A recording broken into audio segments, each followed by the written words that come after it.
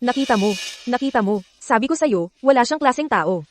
Sa ilang sandali lang, talagang palalayasin siya ni Ginoo.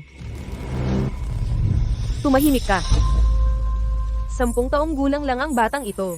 Pero ang dating niya, ay mas nakakatakot pa kaysa kay Ginoong Reyes.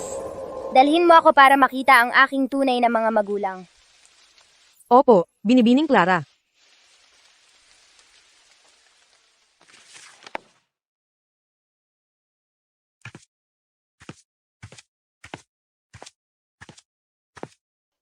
Ginoo, ito si Binibining Clara, nakakadating lang namin mula sa probinsya.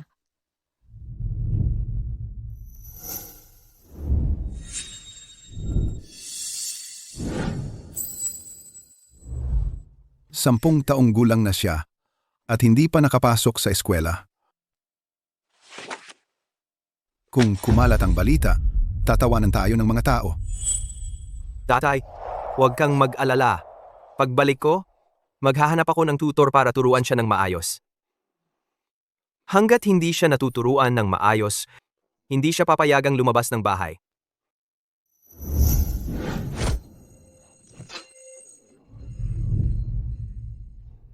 Siya ba ay isang ina po ng sindikato?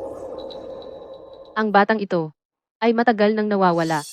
Kulang siya sa wastong pagpapalaki. Kailangan talaga niyang matuto ng magandang asal. Tatay, huwag po ninyong sabihin iyon. Pagkatapos ng lahat, si Clara ay lumaki sa probinsya. Ang kawalan ng asal ay natural lang. Ang original na host ko ay dinukot noon. Ngunit ang kanyang tunay na mga magulang kaagad ay umampon ng kapalit. Nakakawa naman. Clara, ano ang suot mo? At itong maskara. Mukhang talagang nakakatakot. Mag-ingat ka at baka matakot si Lolo. Ako na ang magtatapon nito para sa iyo. Ang maskarang ito ay hindi para hawakan mo. Clara, paano mo nasabi iyon? Ginagawa ko ito para sa ikabubuti mo. Ngayon, ibigay mo sa akin ang maskara. Ang kapal ng mukha mo.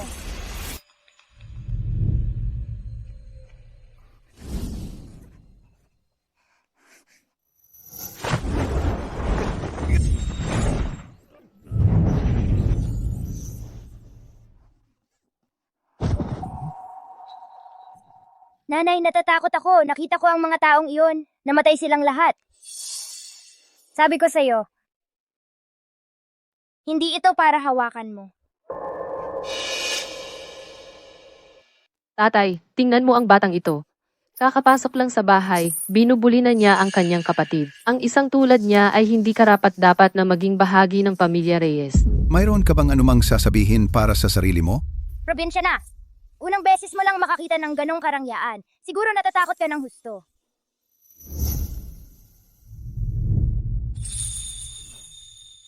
Tinuruan ako na kapag ang mga nakatatanda ay nagsasalita, ang mga nakababata ay dapat manahimik. Hindi ko inaasahan. Ikaw, na lumaki sa probinsya, ay may ganoong wastong asal. Ako ay anak ng pamilya Reyes. May dugong Reyes ako sa aking mga ugat. Kahit na hindi ako lumaki sa tabi ninyo, ang mga bagay na nakatanim sa aking buto ay hindi mababago. Magaling ang sinabi. Ikaw ay tunay na apo ng pamilya Reyes. Mukhang si Lolo Arthur ang may hawak dito. Para magkaroon ako ng pwesto dito, kailangan kong una siyang mapasunod. Kumuha kayo ng hukay ng apoy. Para saan mo kailangan ng hukay ng apoy? Umuwi ako ngayon. Nararapat lang na may handog akong munting regalo para sa inyo. Maganda. Anong ginagawa niyo at nakatayo lang kayo dyan? Bilisan niyo at kunin ang hukay ng apoy para sa binibini. Opo, Ginoo, agad.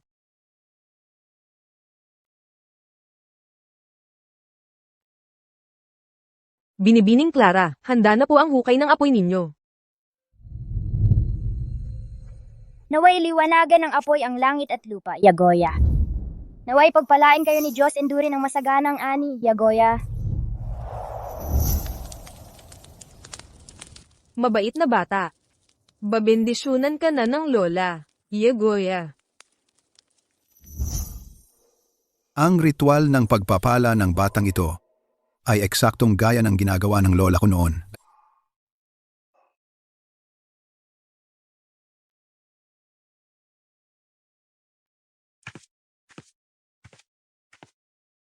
Napakasamang apo ako. Sa loob ng 10 taon, hindi ako nakaalaga sa inyo. Tanggapin niyo po itong anting-anting ng kapayapaan. Panatilihin kayo nitong ligtas at malusog. Nawala siya ng 10 taon, namuhay ng mahirap.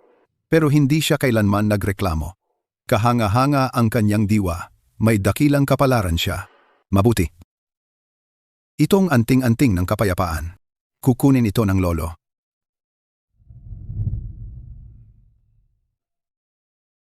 Anak, ang lolo ay may munting regalo rin para sa iyo. 10% ng mga bahagi ng Crawford.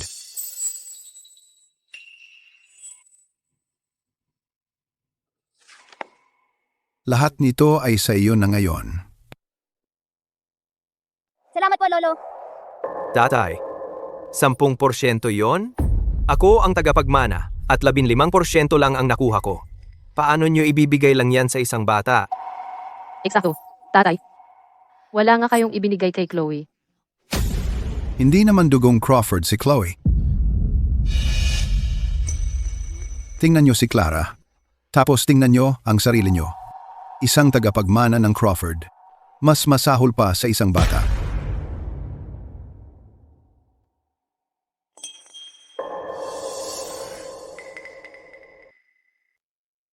At ikaw, Ethan. Nakasubsob ka ng ganyan. Nakakahiya. Tito?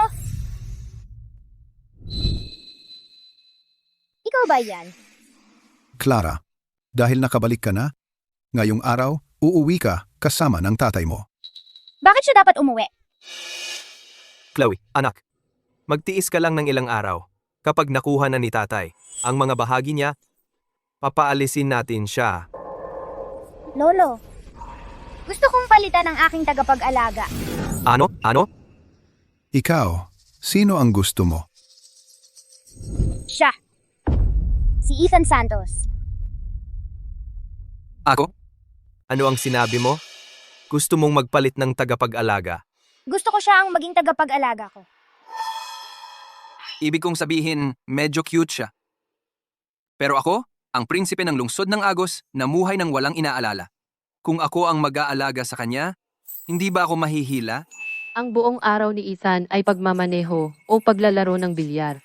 Clara, kung siya ang pipiliin mo, huwag mong sabihin na hindi ko sinabi. Tatay, binigay mo na kay Clara ang 10% ng bahagi kung papayagan mo siya na maging anak ni Ethan.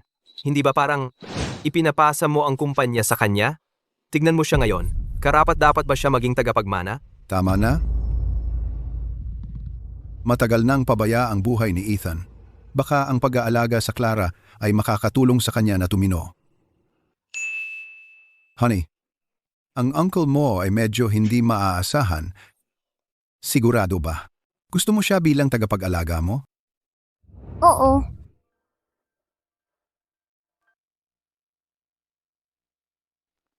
May 3 segundo kang magdesisyon. Kung gusto mong maging tagapag-alaga ko.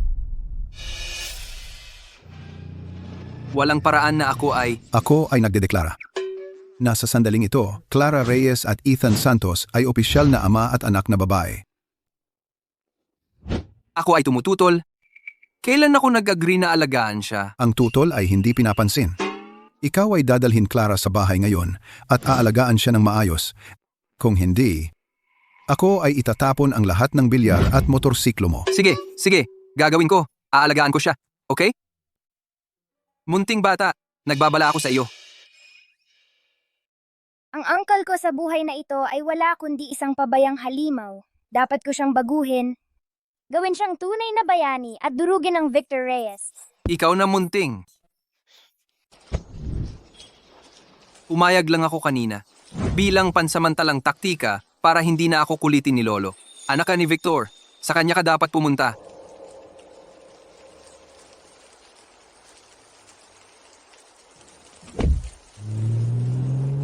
Kilalang kilala si Ginoong Ethan bilang isang pasaway na mayaman. Hindi siya kusang susunod sa utos.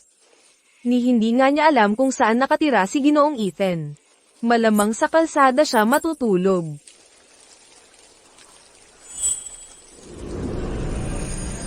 Doon, yung magkaluran.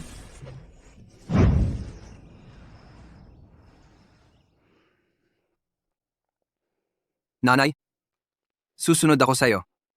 At iiwasan ko na ang mga gulo ng pamilya ni Victor. Eh yung munting batang yun, hindi siya papapasukin sa bahay na ito.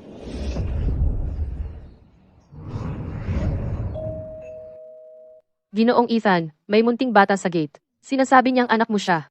Gusto niyang papasukin mo siya. Paano nakarating dito ang isang munting pasaway na tulad niya? Si Lolo Reyes siguro ang nagpadala sa kanya. Si Lolo Reyes siguro ang nagpadala sa kanya. Pakawalan mo si Lucky at yung iba. Takutin mo siya. Ginoong Ethan, bata lang yan. Paano kung matakot siya? Minsan matitigas ang ulo ng mga bata, at anak pa siya ni Ginoong Victor. Paano kung isinugo siya para magmanman sa'yo? Mabibiktima ka. Ginoong Ethan, ako na ang bahala. Sisiguraduhin kung tatakbo siya palayo. Si, Akala mo ba makakapigil sa akin ang bakal na gate na yan?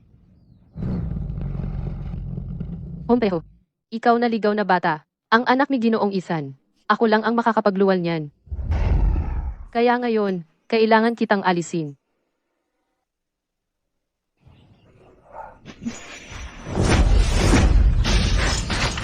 Ay,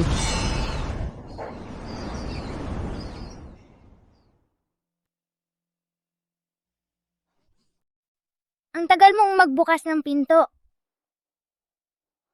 Ginoong Ethan, may problema. Hoy, nasa banyo si Ginoong Ethan. ano yun? Natakot ba at umiyak yung munting bata? Gusto mo bang dalhin ko siya sa nanay at tatay niya?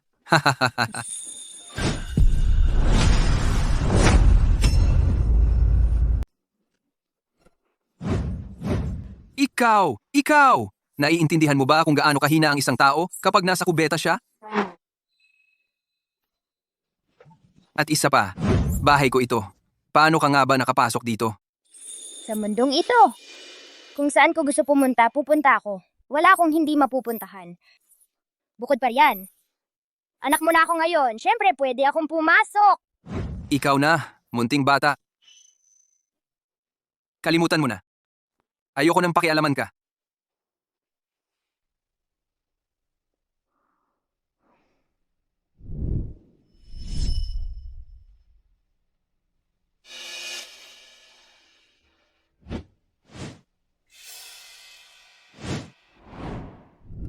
Lahat! May 10 minuto kayo. Para alisin ang lahat ng gamit ng tito ko. Lahat-lahat.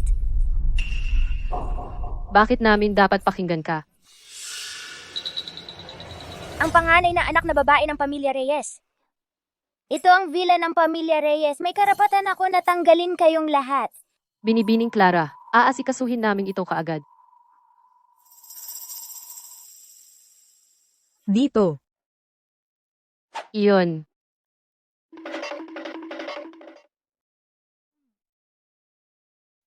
Binibining Clara, paano naman itong panabong na manok?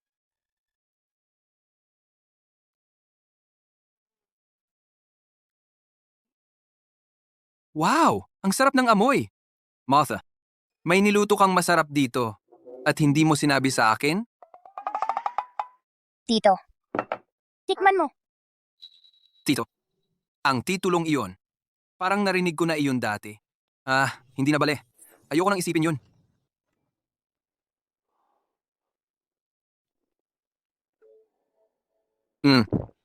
Ang sabaw ng manok na ito. Napakasarap talaga. Oo, yung native na manok mula sa likuran. Mataba talaga at masarap.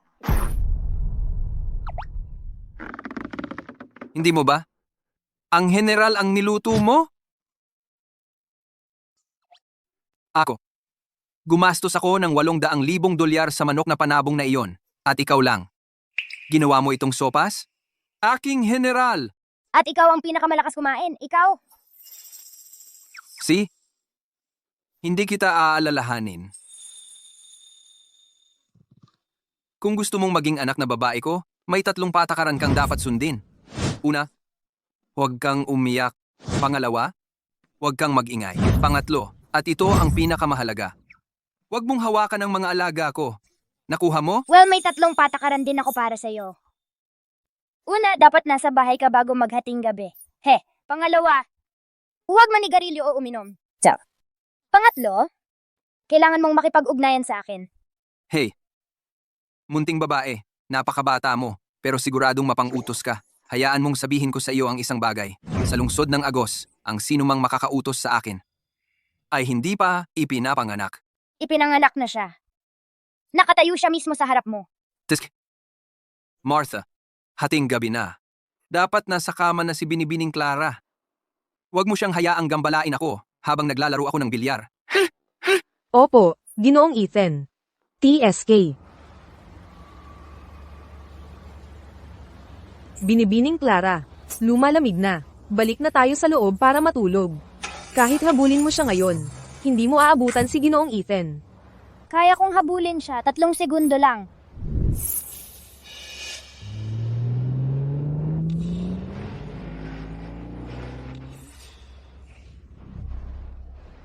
Ha?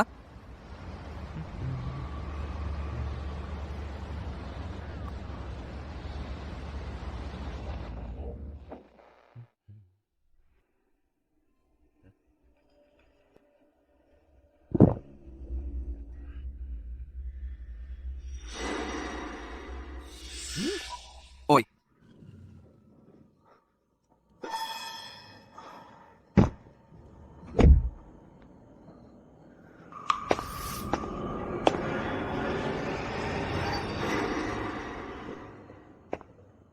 saan ba nanggagaling ang tunog ng kampanang iyon? Narinig ko ba ang mga bagay?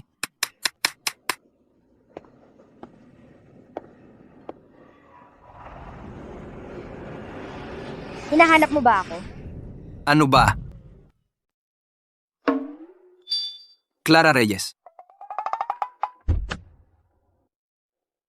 Clara Reyes, kasabwat mo ang mga bodyguard para gumawa ng ganitong kalokohan sa akin? Bumaba ka rito ngayon din.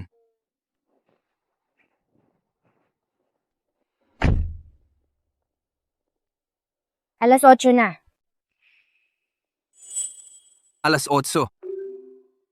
Oras na ng cartoons. Gusto mo bumalik ako at manood kasama mo? Ethan Santos. Bata ka pa at puno ng potensyal. Gusto kong matutunan mo ang mga pasikot-sikot ng Crawford Group sa loob ng 1 buwan. Batang babae, gusto mong lumaban ako para sa posisyon ng tagapagmana ng pamilya? May pag-asa pa ba ako? May pag-asa ka man o wala, kailangan mong subukan muna. Pagkatapos ng lahat, kapag ikaw mismo ay malakas, saka mo lang mapoprotektahan ang mga taong mahalaga sa iyo. Kung magtatagal pa ako sa batang ito, matatapos na ang gabi ko. Bahala na, makikisama na lang muna ako ngayon. Hahaha, tama ka. Tingnan mo, 4 na oras pa bago maghating gabi. Pangako sa iyo ng tatay mo, bago mag-alas 2, uuwi talaga ako. Okay? Ang pagmamadali ay nagdudulot ng kapalpakan. Hindi pwedeng pilitin ng husto itong tatay na playboy. Sige. Hating gabi na ngayon. Martha, tawagan mo si tatay at pauwiin mo. Binibining Clara. Hindi namin magagawang makialam kay Ginoong Ethan. Kapag nagalit siya, matatanggal kaming lahat. Kung ganon, mari na kayong mag-empake at umalis. Nakakagulat ang itsura niya. Nakakatakot makita ito sa isang bata. Sige. Tatawagan ko na si Ginoong Ethan ngayon din. Ano ang gusto mo? Nasa gitna ako ng laro. Ethan Santos, alas 12:01 na ngayon. Nasira mo na ang ating kasunduan. Ano naman? Ano ang gagawin mo tungkol dito? Abala ako. May 3 pa akong laro ngayong gabi.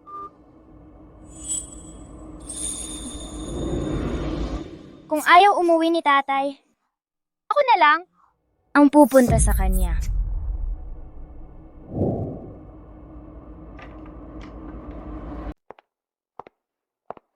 Tatay, nakuha ko itong blue and white porcelain noong 1 linggo. Ano sa tingin mo? Tingnan mo. Ginoo, may nangyaring masama. Narinig kong lumabas ng mag-isa si Binibining Clara. Kinuha niya ang tako sa bilyar ni Ginoong Ethan. Pupunta siya para bugbugin si Ginoong Ethan. Ano? Nababaliw na ba siya? Ang isang maalamat na sandali tulad ng pagbugbog kay Ethan Santos, dapat sana'y nangyari sa harap mismo ng mga mata ko. Sayang naman, huli na ang lahat. Mamimiss ko yon. Hindi ako naniniwala na kayang hawakan ng ligaw na batang yon si Ethan Santos, ang playboy na yon. Ethan, ang klingi ng bagong anak mong babae. Mukhang ang dating malayang prinsipe at playboy natin ay magiging alipin na ng isang daddy's girl. O, ano ba yan? Hindi mo lang naiintindihan. Si Ethan na to ay nabuhay ng malaya at magaan ang buhay. Kahit sarili niyang ama, hindi siya makokontrol.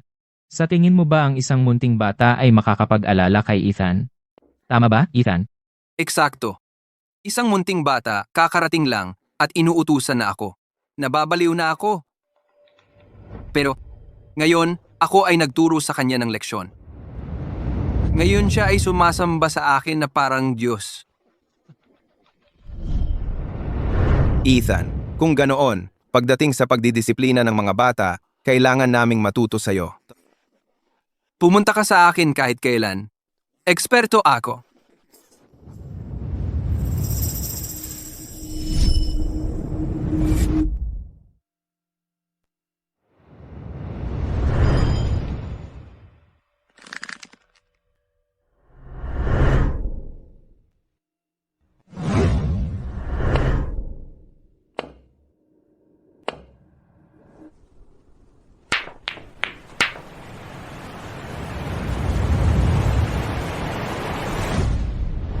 Naku, may cute na batang biglang bumaba mula sa langit at nahuli nang walang gamit ang 8-ball.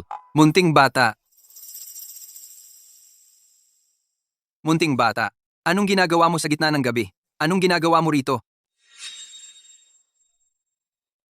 Kumusta mga Gino?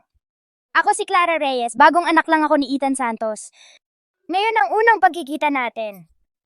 May dala ako na munting regalo para sa inyong lahat. Ethan, ang sweet ng munting anak mo. Anak, ano ang dala mo para sa amin, mga Ginoo?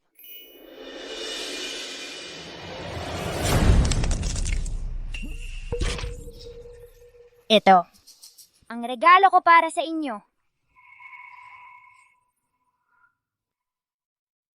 Kung sa hinaharap, ang tatay ko ay hindi pa umuuwi bago maghating gabi, magiging katulad kayo katulad ng bolang ito.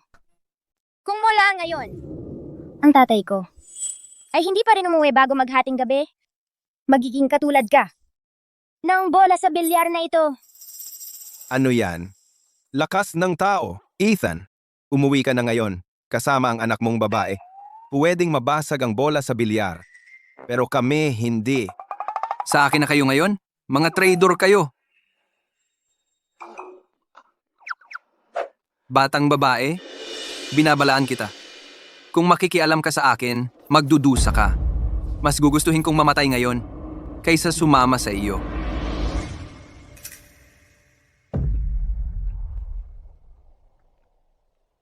Hindi kumbinsido? Kung gayon tayo. Taya? Sa ano? Sayaan natin ang ekspertisyo mo. Bilyar. Ha ha ha. Siya. Batang babae, marunong ka ba talagang magbilyar? Hindi pa huli para umatras.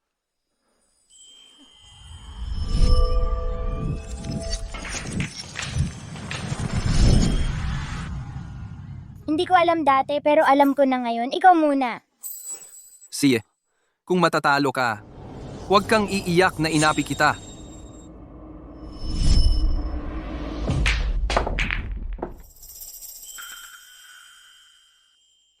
Bata, taasan natin ang pusta. Kung matatalo ka, ikukulong kita sa madilim na silid ng buong 24 na oras. Dapat matakot na itong munting pasaway. Tol, wag mong sobrahan. Nanalo ng tropeyo ang tatay mo noong nakaraang taon. Hindi mo siya kayang talunin. Matatalo ka. Sige, tinatanggap ko.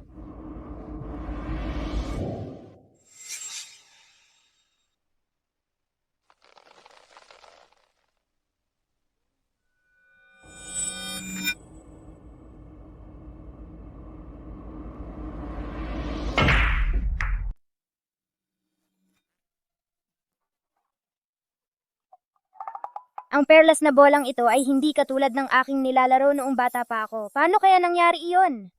Munting pasaway, kung titigil ka na ngayon, may oras ka pa. Ako na ang magpapakabait at palalampasin ito. Hindi ko nga ikaw ipapadala sa madilim na silid. Binibining Clara, sigurado ka bang gusto mong gawin ito? Paano mo kaya matatalo si Ginoong Ethan? Magtiwala ka sa akin.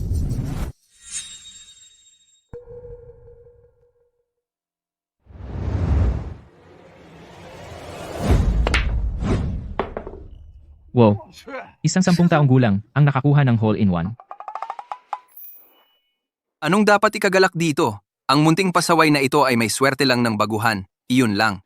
Ipapakita ko sa iyo ngayon kung ano ang ibig sabihin ng makipag-away sa walang talong Diyos ng bilyar.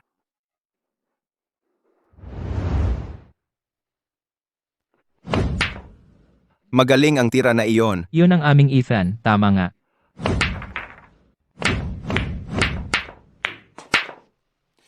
Gaya ng inaasahan kay Ethan. Isa kang alamat, Ethan. Ethan, ang tira mong iyon ay nakakabaliw. Bata, ang iyong tatay ay may isang bola na lang. Sa larong ito, kailangan mong isubo ang lahat ng bola para manalo. Pero ngayon, may 6 ka pang bola. At, ang payo ko, huwag mo ngang subukang makipagkumpetensya sa iyong tatay. Hindi mo siya matatalo. Munting pasaway? Huwag mong sabihing hindi kita binalaan. Ang swerte ng baguhan mo ay hindi magtatagal. Nakaisubo ka ng isang bola sa isang tira, pero kailangan mo pang makaisubo ng 6. Naubos na ang iyong kapalaran. Kapalaran? Hindi ako umaasa sa mga bagay na yon. Kahit ngayon, ang munting pasaway ay matapang pa ring magsalita. Kapag siya ay natalo, magiging malaking gulo kung siya ay umiyak.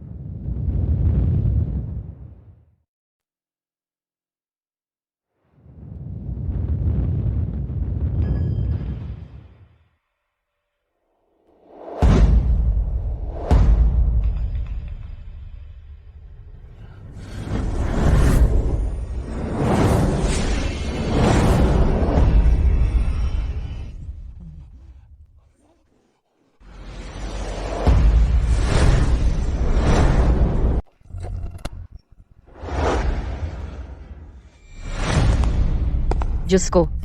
Si Binibining Clara nga ay talagang isinama si Ginoong Ethan, yung gulong-gulo, pabalik dito.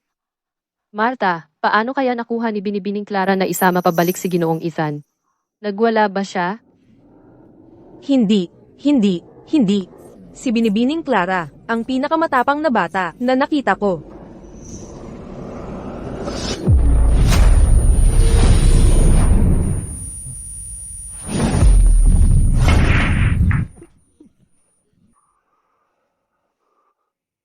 Ethan, sumuko ka na.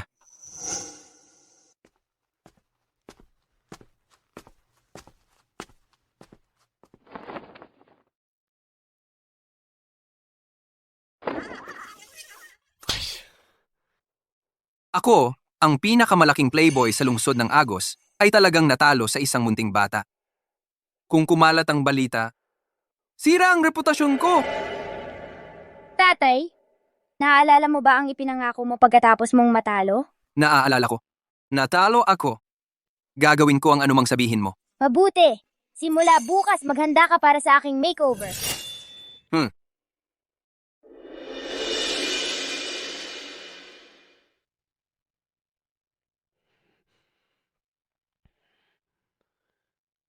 Sabi nila hindi ako pwedeng maglaro. Maglalaro pa rin ako. Pinakamalala, magsusumang simple lang ako pabalik bago maghating gabi para walang masabi ang munting batang yon.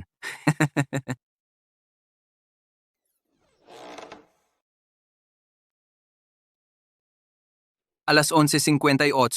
Sa teknikal, hindi ako nakabalik pagkatapos ng hating gabi. Tingnan natin kung ano na ang ginagawa ng munting batang yun ngayon. Huwag kang mag-alala, Martha. Ako'y buong pusong kumikilala kay Ginoong Ethan Santos bilang aking tatay. Kaya buong buhay niya ay gustong igugol ni Binibining Clara kasama si Ginoong Ethan. Well,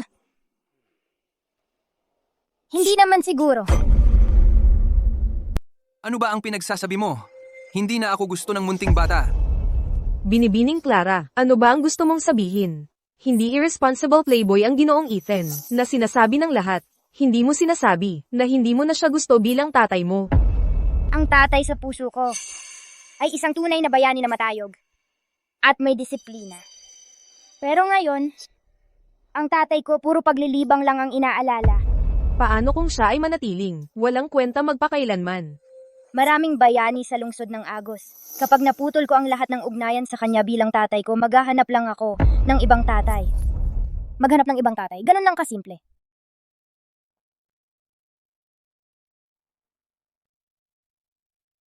Binibining Clara, ang almusal ngayong umaga ay puno ng mga paborito mo. Tatay, sabi ni Martha, gising ka buong magdamag. May problema ba? Tatay, bakit napupula ang mga mata mo? Wala lang. Namiss ko lang ang mga manok ko. Ang mga manok ay ganun ka-importante sa'yo? Sila ay para lang para hindi mo makita ang mga bagay na importante.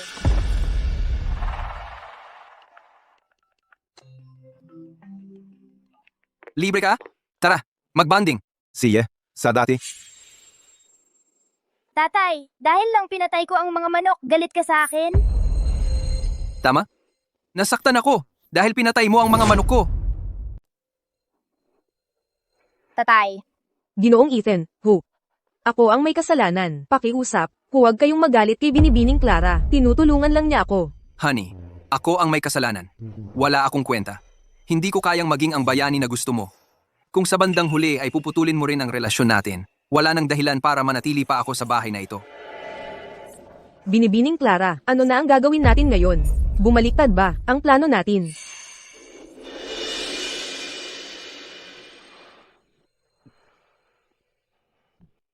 Ethan, 2 oras ka nang nakaupo dito at umiinom, ni hindi nga tayo makapaglaro ng bilyar. Bakit mo pa kami tinawag dito? Ayaw na sa akin ang sarili kong anak na babae. Hindi ka pa nga ikinakasal. Hindi mo maiintindihan. Hindi, Ethan. Sakto, di ba? Ngayong wala nang pumipigil sa'yo. Pwedeng-pwede na tayong bumalik sa dating gawi. Pero sa hindi ko malamang dahilan, ramdam na ramdam ko lang ang lungkot. Tumigil ka na sa pag-inom, Ethan. So, bakit gusto ng anak mo na putulin ang relasyon ninyo? Sabi niya, gusto niya ng bayani para sa tatay niya. Pero ako, ay isang bigong tao lang. Ethan, sabihin mo ang totoo. Gusto mo ba talagang magkaroon ng anak na babae sa tabi mo? Siyempre naman, ang pagkakaroon ng napakagandang munting bata bilang anak ko. Napakaganda yun, di ba? Ethan, kung gusto mo talagang manatili ang anak mo sa'yo, bakit hindi mo subukang maging mabuting tatay? Baka magulat ka sa magiging resulta. Nanay. Ethan, masyadong komplikado ang pamilya Reyes. Hindi tayo para doon. Ayaw kong makipag-agawan ka para sa yaman ng pamilya. Gusto ko lang na mabuhay ka ng ligtas at masaya. Naiintindihan ko, nanay.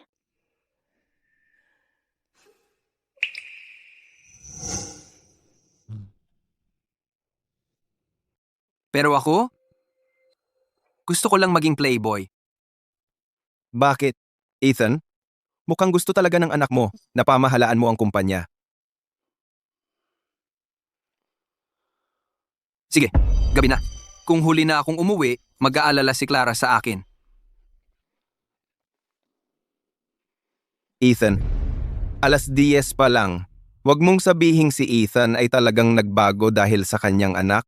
Binibining Clara, katatapos ko lang maglaga nitong manok. Bakit ka bumili ng 2 pa? Hindi mo ba alam? Ang manok na ito ang susi para mapatahan si Ginoong Victor. Ayos lang, may sarili akong plano. Clara, Tatay, ang aga mong nakauwi.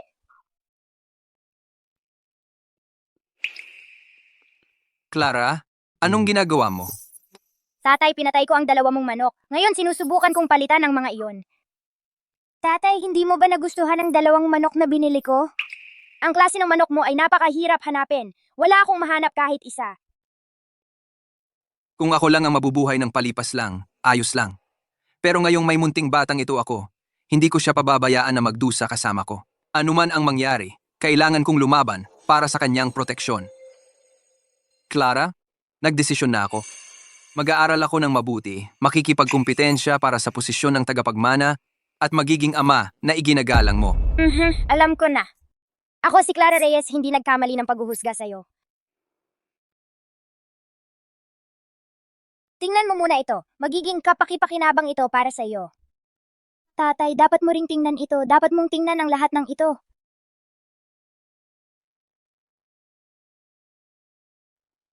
Ito ang organizational chart ng kumpanya.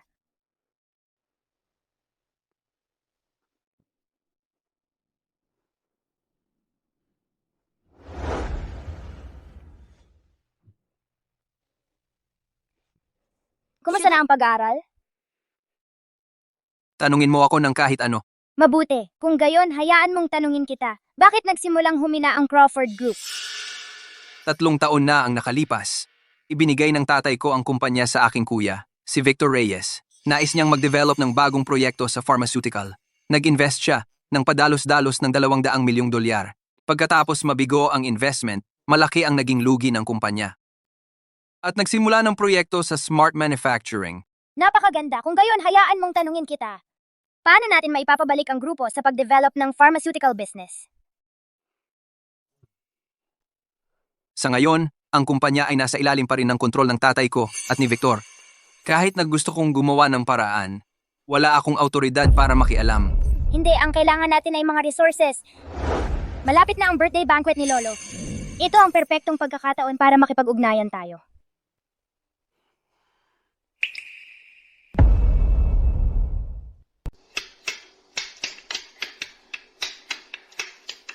Dr. Harrison, Aba. Ginoong Santos, ano ang maitutulong ko sa iyo?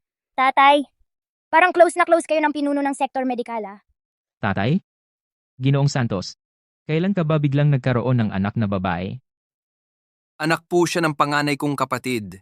Napahanga siya sa talento ko, kaya ako na ang tinawag niyang tatay. O nga pala, Dr. Harrison, naparito ako ngayon para humingi ng 1,000 taong gulang na ginseng bilang regalo. Meron po ba kayo?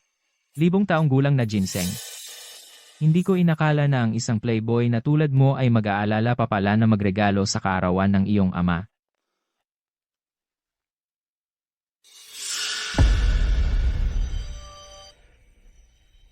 Hindi ito ang pinakamaganda. Yung katabi nito ang gusto ko. Ito ang hari ng ginseng, 1,000 taon na. Wag. Ito ang aking mahalagang kayamanan, ang aking huling sandata. Dr. Harrison, huwag kayong magmaramot. Bihira lang humingi ang aking Clara. Maawa ka naman. Magkano man ang halaga, walang tawaran.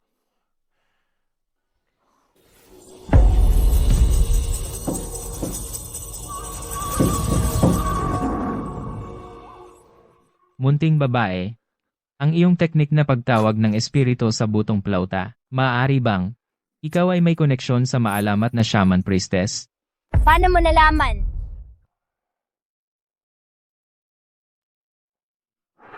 Ako ay isang angkan ng sangay ng shaman priestess. Ito ay isang pamanang pampamilya, isang token ng buto ng pagkakakilanlan.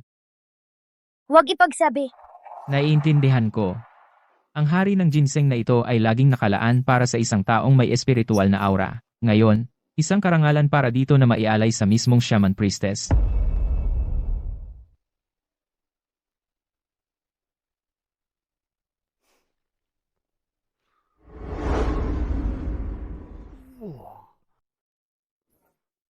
Kita mo, Clara? Sabi ko sa iyo.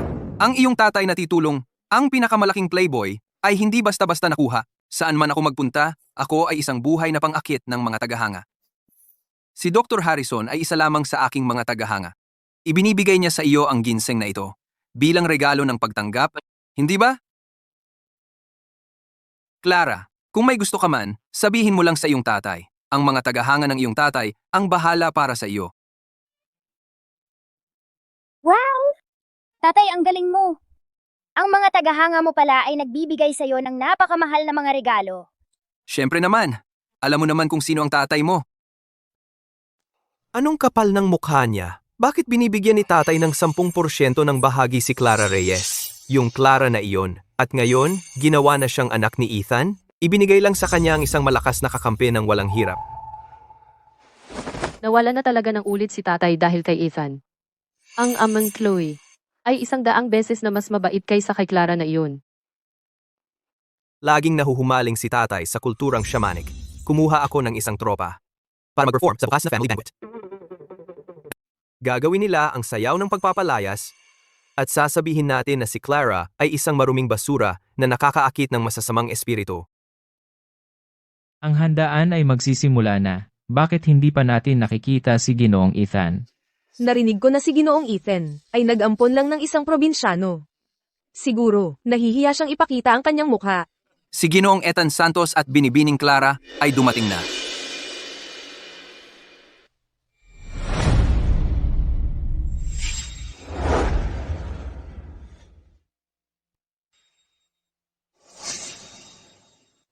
Iyan, si Ethan? Ang damit ang nagpapakita ng tao.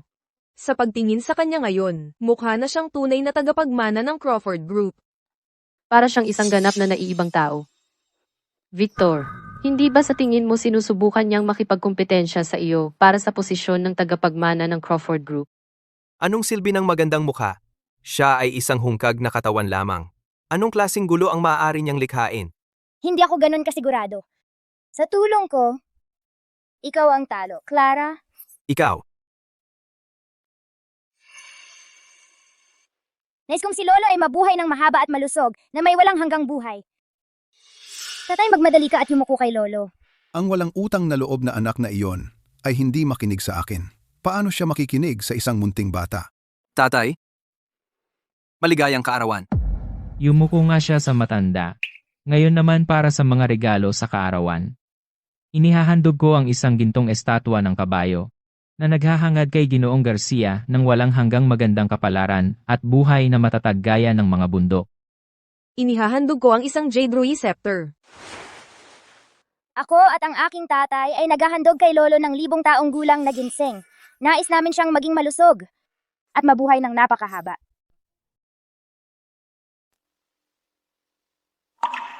Hente, anong 1,000 taong gulang na ginseng? Sa tingin ko, peke ito, di ba? tama tatay. Bukod sa Dr. Harrison, ang pinuno ng sektor medikal, saan mo makikita ang tunay na 1,000 taong gulang na ginseng? Huwag kang makinig sa kanilang kayabangan. Lolo, may nakakakita ako nakakaiba. Sa lahat ng mga taon, nahok si Ethan sa bilyar. Paano niya mabibili ang 1,000 taong gulang na ginseng? Posible bang gusto niya patayin ang lolo para makipag-agawan sa yaman ng pamilya? Base sa mga obserbasyon ko nitong mga nakaraang araw, ang lolo ay talagang galit sa mga taong gagawa ng kahit ano para sa yaman ng pamilya. Ang ginseng na ito ay hindi talaga galing sa Dr. Harrison. Binigay niya ito sa akin at Clara. May lakas ng loob ka. Ang Dr. Harrison ay bibigyan ng 1,000 taong gulang na ginseng sa iyo, mga guwardiya, dala ang disiplina ng pamilya, kunin ang tungkod na mahogany na may engrave ng runes ng shaman. Tatay, hindi mo talaga ako pinagkakatiwalaan? Paano ko maibibigay ang peke na ginseng para lokohin ka? Walang kwenta. Hindi pa sapat ang panloloko mo sa akin? Bakit hindi ko maigalaw ang kamay ko ngayon?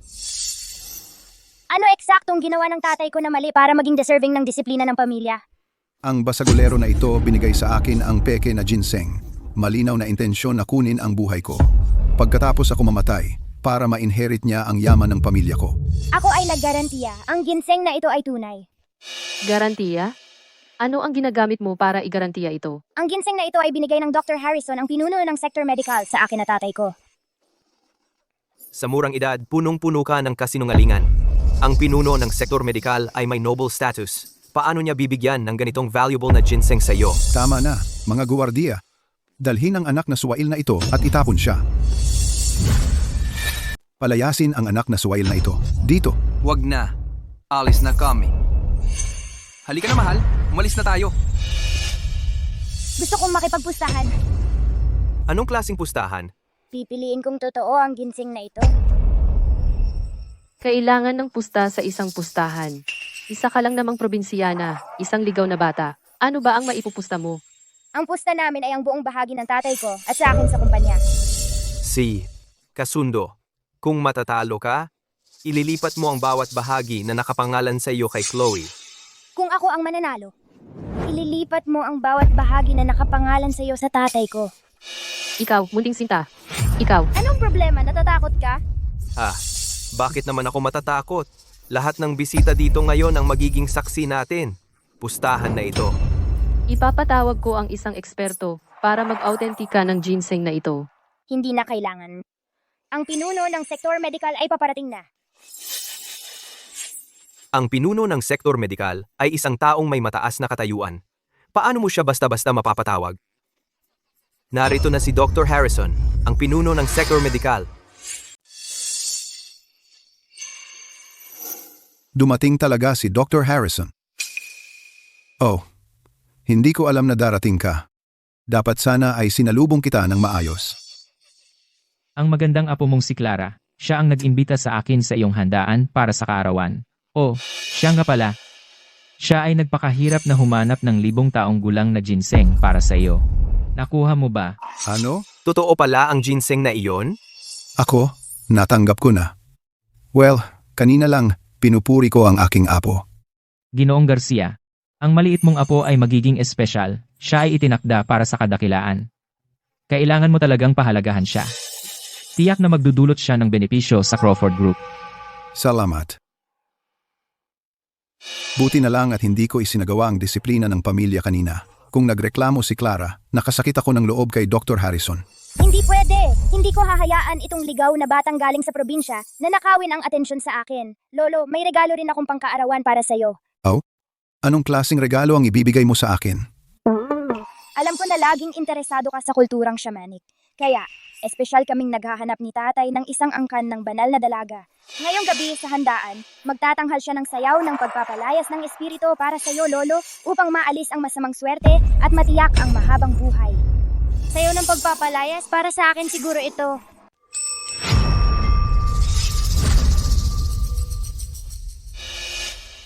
Tatay, ang mga maestro na ito ay angkan ng banal na dalaga. Espesyal ko silang inanyayahan dito para ipagdiwang ang iyong kaarawan at magsagawa ng pagpapalayas. Narinig ko, nakikita nila ang kahit anong maruming basurang nakatago sa bahay at masisiguro ang kaligtasan ng pamilya Reyes. Ang bait mo naman. Gayunpaman, ang pagpapalayas na ito ay hindi dapat makaabala sa mga bisita. Huwag kang mag-alala, Lolo. Alam nila ang kanilang ginagawa. Clara, maghintay ka lang hanggang sa ikaw ay matatakan at mahila palabas bilang maruming basura. Tingnan natin kung hindi ka mapapaalis sa pamilya Reyes ngayon. May masamang balak ang mga ito. Gusto mo bang tulungan ka ni tatay na paalisin sila? Hindi, tatay, manood ka lang. May mga tao na mahilig magpasikat ng kanilang kakayahan sa harap ng isang maestro.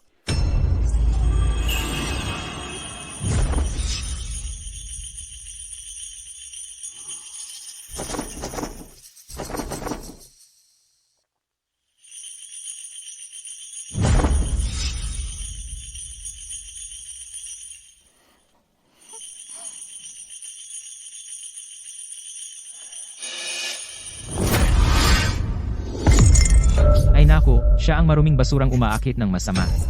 Kung mananatili siya rito, ang pamilya Reyes ay tiyak na magkakasakuna. Ano? Clara, paano ka naging ang maruming basura?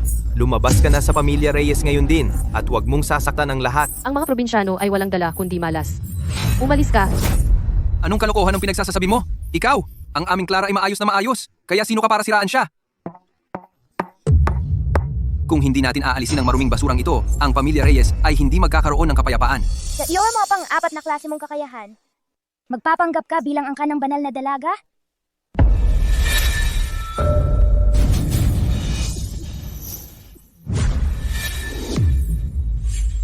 Ano yon? Sino ang maruming basura?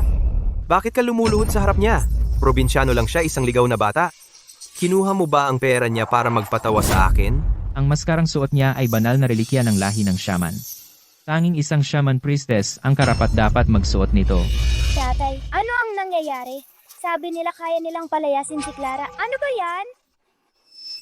Mga manloloko kayo. Kinuha niyo ang pera pero hindi ginawa ang trabaho. Ngayon nagpapanggap pa kayo. Gusto niyo bang tawagan ko ang pulis dahil sa pagpapakalat ng mga pamahiin? Ilang dekada na akong nag-aaral sa samahan ng folklore ng espiritu ng shaman.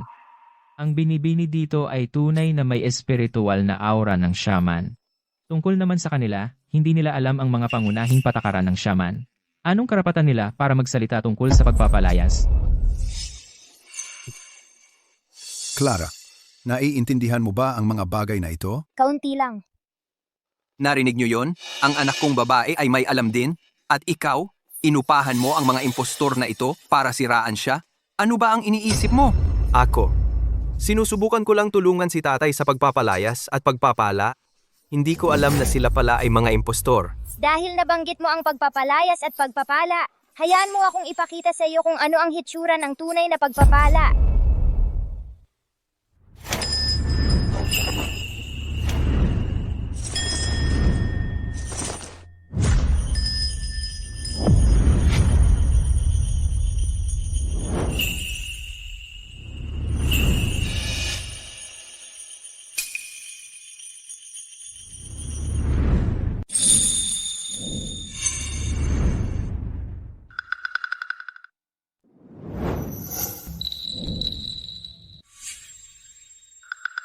Hindi pa nga halos nagsisimula. Sigilan mo na yan.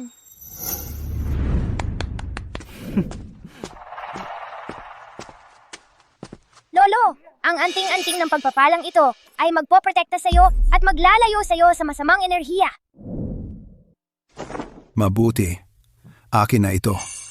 Clara, kailangan kong aminin, mali ang pagtingin ko sa iyo noon. Victor, tingnan mo ang ginawa mo. Nag-hire ka pa ng mga manloloko para siraan ang ating si Clara at pilitin siyang umalis. Tatay, aaminin kong nagkamali ako. Hindi ko rin alam na mga manluloko pala sila. Wala rin akong kinalaman dito.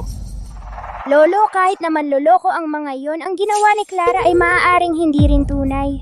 Bini-bini, itong sayaw ng espiritu ng shaman at teknik ng pagpapala ay parehong may diwa ng sinaunang tradisyon. Ang mga manlolokong kanina ay hindi man lang kasinggaling ng isa sa 10,000 niya, Ginoong Reyes. Ang iyong apo ay may tunay na talino. Kung matutulungan ko kayong maintindihan ang kulturang shaman priestess, iyon ay isang karangalan at tungkulin ko. Sina Guro Luis at Dr. Harrison ay parehong nagsasabing may talino si Clara. Kaya ang pagtiwala sa 10% bahagi sa kanya ay isang matalinong desisyon. Dapat kong palaguin ng maayos ang kanyang talino. Sabi ko sa inyo, ang ating si Clara ay kahanga-hanga, di ba? Kanina, may nagsasabing ang aking si Clara ay taga-probinsya at hindi alam ang mga patakaran. Kita mo ngayon? Iyan ang tunay. Lolo, nagustuhan mo ba ang sayaw ng pagpapala ng priestess? Gustong-gusto ko. Talagang gustong-gusto ko. Kaya Lolo, kailan mo ililipat ang bahagi ni Tito Victor sa tatay ko? Ewan. Kaya Lolo, kailan mo ibibigay ang mga bahagi ni Tito Victor kay tatay? Tama siya, tatay. Hindi natin pwedeng kalimutan ang pustahan dahil lang sa kaunting abala ni Chloe. Personal na sinuri ni Dr. Harrison na tunay ang 1,000 taong gulang na ginseng na ito. Clara, ang pustahang ito ay medyo masyadong mataas ang taya. Paano kung palitan natin ito ng iba? Tatay, paano ka makakabali sa iyong salita? Lolo, mahal ko ang kahit anong ibigay mo sa akin. Mukhang para gawing tagapagmana si tatay ng pamilya Reyes, kailangan ko pang magkaroon ng mas prominenteng lugar sa puso ni Lolo. Victor Reyes, huwag mong hayaang mahuli kitang nagkakamali. Nagdala si Clara ng malaking karangalan sa ating pamilya ngayon. Kaya, balak ni Lolo na ibigay sa iyo ang lupain sa timog ng lungsod na nagkakahalaga ng 1 bilyong piso sa iyo. Wow, 1 bilyon! Ang laki talaga ng kabaitan ng matanda. Salamat Lolo, magpupursige pa ako para sa Crawford Group. Kahit hindi nakuha ang mga bahagi ni Victor, ang matanda ay naging hindi pangkaraniwang mapagbigay ngayon. Lolo, para sa iyong handaan sa kaarawan ngayon, malaki ang inilaan ni tatay na pagsisikap sa pagpaplano nito. Maaari ba akong maging mapanggahas na hilingin sa iyo na bigyan din si tatay ng kaunting bagay? Ethan, sumasakay ka sa tagumpay ng iyong anak na babae. Sa ngayon, ibabalik ko ang iyong posisyon sa kumpanya. Mula ngayon, kailangan mong pag-aralan ang pamamahala ng kumpanya ng masigasig.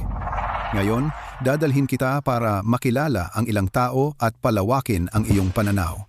Tara na.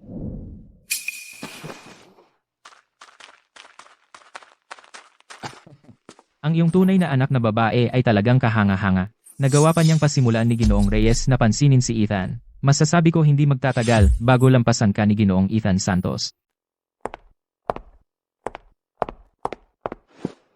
Hindi ko akalain na papayagan talaga ng matanda na makabalik si Ethan sa kumpanya. Ang swerte talaga. Sobrang swerte nga. Wala na bang pakialam si tatay sa reputasyon ng kumpanya? At sa tingin mo, nakapasok siya sa pangunahing pamamahala dahil lang sa swerte? Sa tingin mo dahil ito kay Clara? Mula nang bumalik si Clara, una, kinuha niya ang 10% ng mga bahagi. Tapos, nakuha niya ang loob ng pinuno ng sektor medikal at Guro Luis. At ngayon, tinutulungan niya si Ethan na makapasok sa pangkat ng pangunahing pamamahala. Hindi na natin siya pwedeng hayaang manatili sa tabi ni Ethan. Kung hindi, magiging malaking problema siya sa hinaharap. Pero pagkatapos ng pagtrato natin sa kanya, sa tingin mo babalik pa siya? Ano man ang mangyari, siya pa rin ang iyong sariling laman at dugo. Magsalita ka ng maganda. Kung lumambot ang kanyang puso, baka sumama lang siya sa iyo. Sige, ako na ang bahala.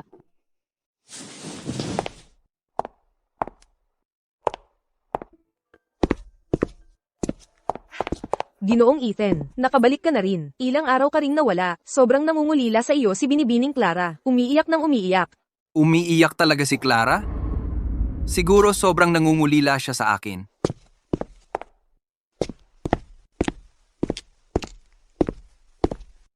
Clara, nangulila ka ba kay tatay? Clara, bakit mo tinitingnan ang mga lumang proyekto ng kumpanya? Wala na silang silbi ngayon. Sabi ni Lolo, ang paglahok sa mas maraming proyekto ang tanging paraan para mahawakan ang mga emergency sa korporasyon. Pero ang daming bagay na hindi ko maintindihan. Tatay, ang galing-galing mo. Pwede mo ba akong tulungan na masagot ang ilang tanong? Tatay, ang galing-galing mo. Pwede mo ba akong tulungan sa isang tanong? Ang cute-cute talaga ni Clara na ganito. Bihira lang siyang humingi ng tulong sa akin. Kailangan kong magpakita ng galing.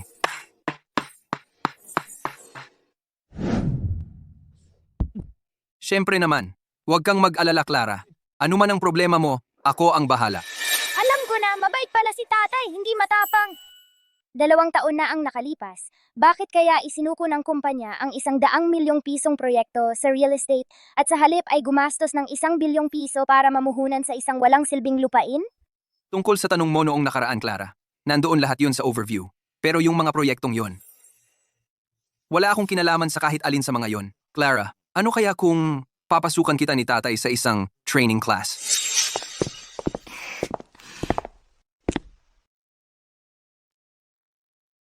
Anong ginagawa mo rito? Ano ba, di mo maintindihan, Clara? Pwede mong itanong kay nanay. May PhD sa finance si nanay. Kung uuwi ka, hindi mo na kailangan ng kahit anong training class. Tama yan, Clara. Dumating ako ngayon para sunduin ka. Kung mayroon kang hindi naiintindihan, pwede kitang turuan anumang oras. Nagkukunwari lang ako. Gusto ko lang si tatay na magsikap mag-aral. Sino ba ang nagtanong sa'yo? Ah, ganun pala. Kaya pala nandito kayo para agawin siya. Umalis kayo rito! Huwag ninyong isipin na kunin ang aking munting prinsesa sa akin. Natatakot si tatay na aalis ako. Tamang-tamang pagkakataon para gamitin yon. Hindi na kailangan yon. Pwede rin namang ipaliwanag sa akin ng tatay ko. Tama ba, tatay? Siyempre, si tatay ay eksperto sa lahat ng ito. Hoy, Clara, may nabili ako para sa iyo. Isang sombrero ng shaman. Hintay ka rito. Kukunin ko para sa iyo. Tapos ipapaliwanag ko sa iyo ang lahat, ng detalyado. Lahat yon. Lahat ng bagay tungkol sa finance. Okay? Sandali lang.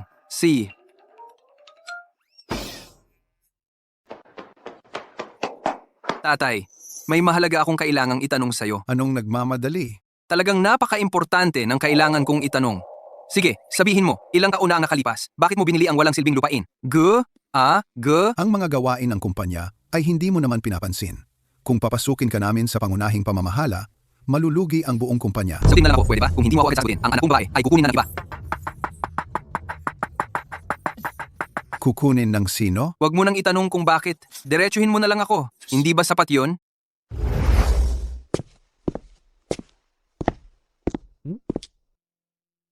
Clara, ang lolo mo ay namuhunan sa walang silbing lupain na yon para makipag-partnership sa isa pang grupo. Sakin, kahit na hindi ganun kalaki ang agad na kita, sa katagalan, malaki ang magiging benepisyo. Ang galing-galing mo, tatay. Wala yon. Tungkol naman sa akin, kahit na hindi ako namamahala sa kumpanya, kumpleto ang aking alam sa lahat ng nangyayari doon. Kaya Clara, kung may mga tanong ka sa hinaharap, kausapin mo lang ang tatay mo. Sige, tapos na ang usapan. Ako na ang bahala sa sarili kong anak. Hindi mo na kailangang mag-abala, Evelyn, sa mga bagay na to. Kung ganon, Clara, Kami ni Chloe ay babalik bukas para bisitahin ka. Tara na.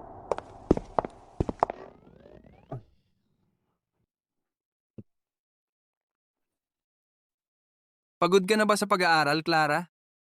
Tingnan mo, binili ko to para sa'yo, sombrero ng shaman. Gusto mo ba? Mukhang epektibo nga ang paraang ito para mag-aral ng masigasig si tatay. Gusto na gusto ko to. Pero, may bahagi pa rito na hindi ko maintindihan, tatay. Clara, may handa rin akong mga regalo para sa'yo. Hintay ka dito, kukunin ko lang para sa'yo.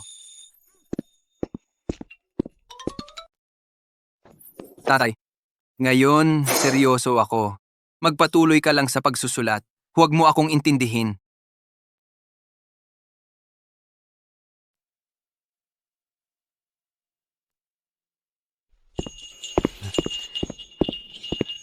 Clara, halika rito. Tingnan mo ang bestidang ito. Nagustuhan mo ba? Gusto ko ito. Gaganda ka nito. At tungkol sa tanong mo kanina, ipapaliwanag ko sa iyo. Ganun pala. Naiintindihan ko na. Tatay, ano naman ang tungkol dito? Ano ang ibig sabihin nito? Tingnan mo, ang utak ni tatay dito. Sa totoo lang, may isa pang napakahalagang regalo si tatay para sa iyo. Sandali lang.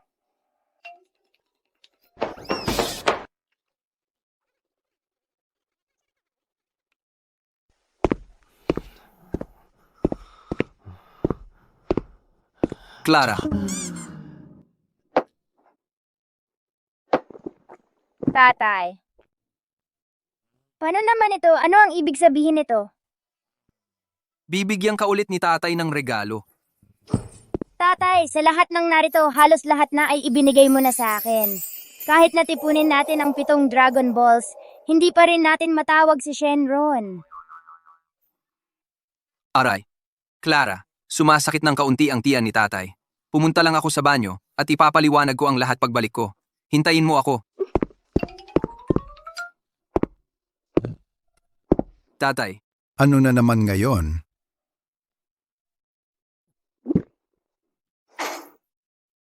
maglagay ka ng opisina para sa akin sa kumpanya. Kailangan kong talagang matutunan kung paano pamahalaan ang kumpanya. Huwag mong sabihin sa akin na nagbabago ka na talaga?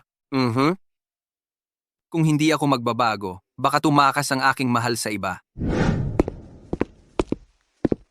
Ginoong Garcia, ito ang magiging iyong opisina. Hindi masama. Maaari ka nang umalis. Opo, Ginoong Reyes. Kaya, Clara, ano sa tingin mo? Nasisiyahan ka ba? Gustong-gusto ito ni Clara. Simula ngayon, mag-aaral ako kung paano pamahalaan ng maayos ang kumpanyang ito. Hindi ko kayang mawala si Clara. Ang batang ito, nagbago na kaya talaga siya dahil kay Clara? Buisit. Naglagay talaga si Lolo ng opisina para kay Ethan sa pangunahing pamamahala. Sino ba ang akala niya? Paano siya nangahas na apakan ako? Chloe, bilisan mo. Puntahan mo si tatay, magpalambing ka. Tatay, huwag po kayong magalit. Ano? Wala talagang balak si Clara na bumalik. Ayaw na ayaw talagang bumalik ni Clara. At pinalayas pa kami ni Tito Ethan. Ganun ba? Mangahas silang guluhin ang pamilya ko? Bukas, pupunta ako kay Lolo. Ipaglalaban ko ang karapatan mo. Mga silang mahuli sa buwanang hapunan ng pamilya. Mahirap talagang baguhin ang ugali. Tatay, ganyan na talaga si Ethan. Dapat sanay ka na ngayon. Akala ko pagpasok sa pangunahing pamamahala ay magbabago na siya sa wakas. Pero ganoon pa rin si Ethan. Isang malaking kahihiyan sa pamilya Reyes. Lolo, huli kami hindi dahil naglalaro si tatay, kundi dahil siya ay nag-aasikaso ng mga bagay sa kumpanya. Mula nang sumali siya sa pangunahing pamamahala, hindi siya nagpabaya kahit minsan. Lahat iyon ay dahil kay Clara. Tuloy kayo. Maupo kayo. Tama si tatay. Ang galing talaga ng ating Clara. Halika, umupo ka rito sa tabi ko, mahal. Victor, anak ko na ngayon si Clara. Wala ka nang pakialam sa kanya. Ikaw, Sige, halika na, kain na tayo. Ngayong si Ethan ay nagbago na, mukha na siyang tunay na ama. Tama. Noong araw, sobrang lasing si Ethan at nawala sa sarili. Hindi ba't nakipagtalik ka sa isang babae? Kung pinakasalan mo siya noon, kahit papaano ngayon may sarili ka ng anak, di ba? Malinaw na panlalansi mo iyon. Lasing lang ako noon. Hindi ko gagawin iyon. Tama na. Huwag na nating banggitin ang nakaraan. Tatay, natatakot ako na ang bagay na iyon ay kailangan mong harapin. Ano ang ibig mong sabihin? Ethan, malamang hindi mo pa alam ito. Ang babaeng iyon ay nanganak na ng iyong anak. Ano ang sinabi mo? Tatay, kung hahayaan mo pa si Ethan sa pangunahing pamamahala, sa sandaling lumabas siya, ang Crawford Group ay babalik sa lumang krisis sa pampublikong relasyon. Noon, malaki ang naging pagkalugi. Ethan, ikaw. Lolo! Naniniwala ako sa tatay ko. Naniniwala ako na hindi niya gagawin ang ganong bagay. Clara, ang bagay na ito ay hindi para sa isang bata na tulad mo ang magkomento. Ako! Tumahimik ka.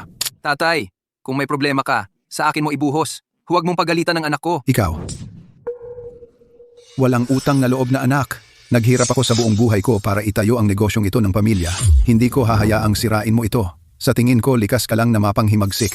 Kahit anong pagbabago ang gawin mo, walang saysay. Sige, kaya sa puso mo, ako lang ay isang ganap at lubos na kahihiyan. Dahil ayaw mo ako sa grupo, gagawin ko ang gusto mo. Lalabas ako ngayon din at isisigaw ko mula sa mga bubong. Sasabihin ko na ako, si Ethan, ay isang babero na nagkaanak sa labas. Ang kapal ng mukha mong sumuway sa akin. Mga guwardiya, hilahin siya palabas. Ipataw ang disiplina ng pamilya. Lolo! Tatay!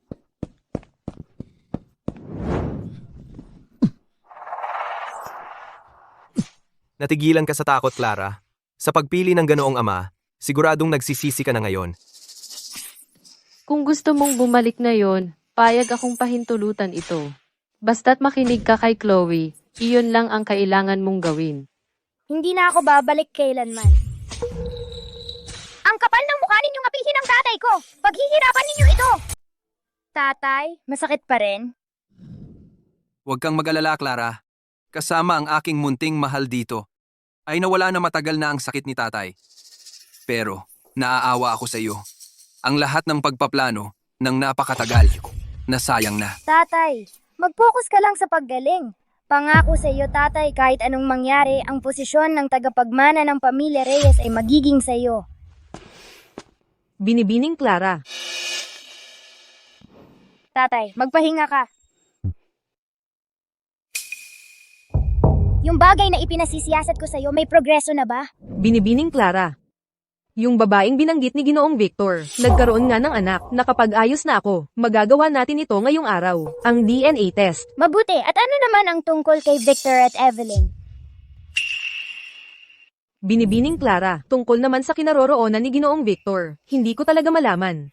Pero, si Ginang Reyes nitong mga nakaraang araw, madalas pumunta sa Neon Lounge. Tuwing wala si Ginoong Victor sa bahay, siya ay nagpupuyat sa labas.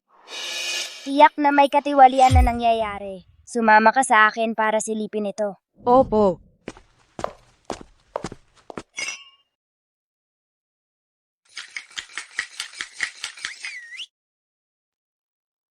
Sigurado ka ba na ito ang lugar? Sigurado, si Ginang Reyes nitong mga nakaraang araw, halos araw-araw narito. Mabay.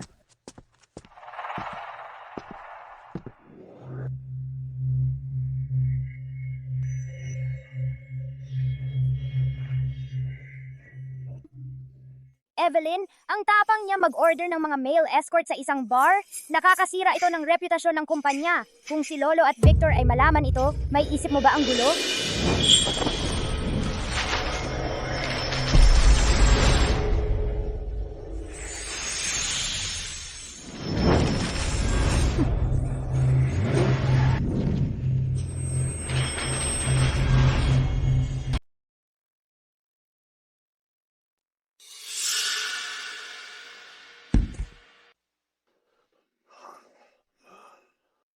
Puta, simula ngayon, umalis ka sa bahay ng mga Reyes. Wala kang makukuha.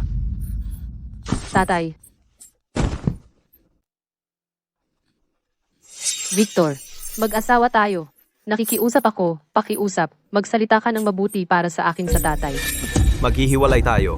Ngayon, may tao. Dalhin siya at ihatid sa probinsya. Mula ngayon, hindi siya dapat muling pumasok sa bahay na ito. Victor. Hindi mo dapat gawin ito sa akin, Victor. Lolo, nalaman ko rin ang katotohanan sa insidente ng tatay sa pagkalasing 2 taon na ang nakalipas.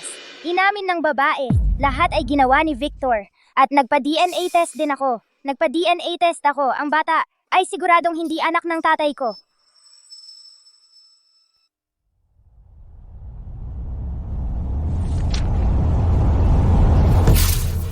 Lahat ay gawa mo. Isa-isa, wala kayong nagbibigay sa akin ng kahit sandali ng kapayapaan. Lolo, Tito Victor at ang pamilya niya ay gumawa ng napakaraming masamang bagay. Hindi ba dapat sila ay parusahan? Sa mga anak ko na nag-aaway, ang napipinsala ay ang interes ng Crawford Group at Clara ay nagmamasid. Mas mabuti na patahimik ko siya pansamantala. Simula ngayon, lahat ng bahagi mo ay ililipat sa Ethan para sa iba. Haharapin natin pag humupa ang opinyon ng publiko. Tatay, Lolo, walang parusa? walang utang na loob na anak na babae. Ikaw, Sa 2 araw, ang pamilya Reyes ay dapat dumalo sa press conference ng Sterling Group. Huwag na lang itong usapan. Lolo, hindi ako nasisiyahan sa resulta. Clara, 2 araw mula ngayon, kung Ethan ay makakuha ng investment mula sa tagapangulo Sterling, pangako ko sa iyo, ibibigay ko sa kanya ang posisyon ng successor. Tapos na.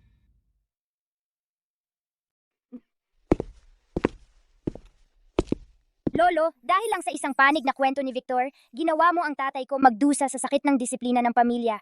Pero ngayon, may solidong ebidensya, Victor ay nakaligtas. Ganitong halatang pagtatangi, paano ako makakapaglagay ng pag-asa sa kanya?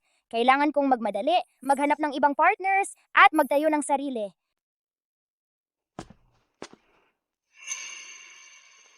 Clara, paano nakuha ni Lolo ang share certificate ni Victor at ipinadala sa akin? Dahil nung nakaraang 2 taon, sinabi ko kay Lolo ang tungkol sa kalokohan mo ng lasing, na si Tito Victor ang nagturo sa iyo. Pagkatapos, ibinigay ni Lolo ang mga bahagi ni Victor sa iyo. Talaga? Ang galing-galing mo! Tatay, huwag ka munang masyadong mag-excite. Wala pang pinal na desisyon si Lolo tungkol dito.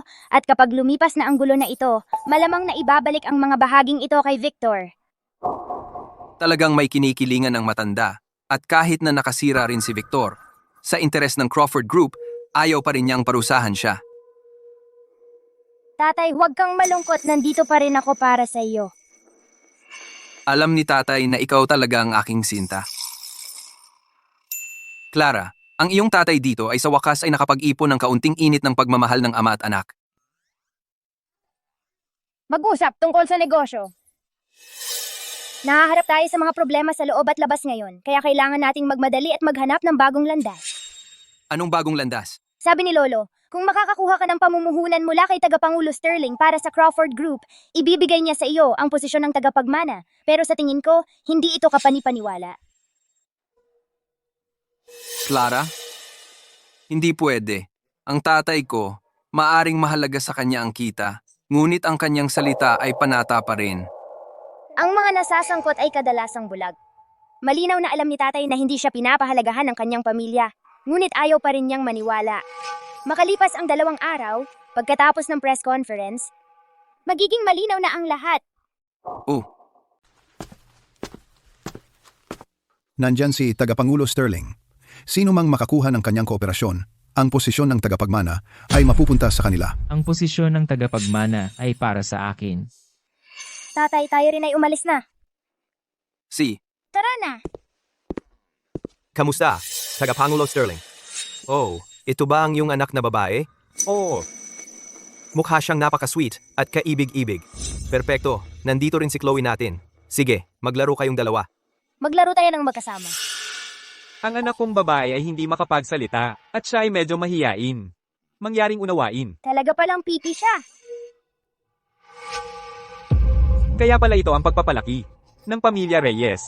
Si Luna ang aking nag-iisang anak na babae at ang nag-iisang tagapagmana ng Sterling Group. Kahit na gumugol siya ng buong buhay nang hindi nagsasalita, hindi ko papayagan ng sinuman na hamakin siya. Tagapangulo Sterling. Ang mga anak na babae ay para lamang ikasal. Lambingin lamang sila.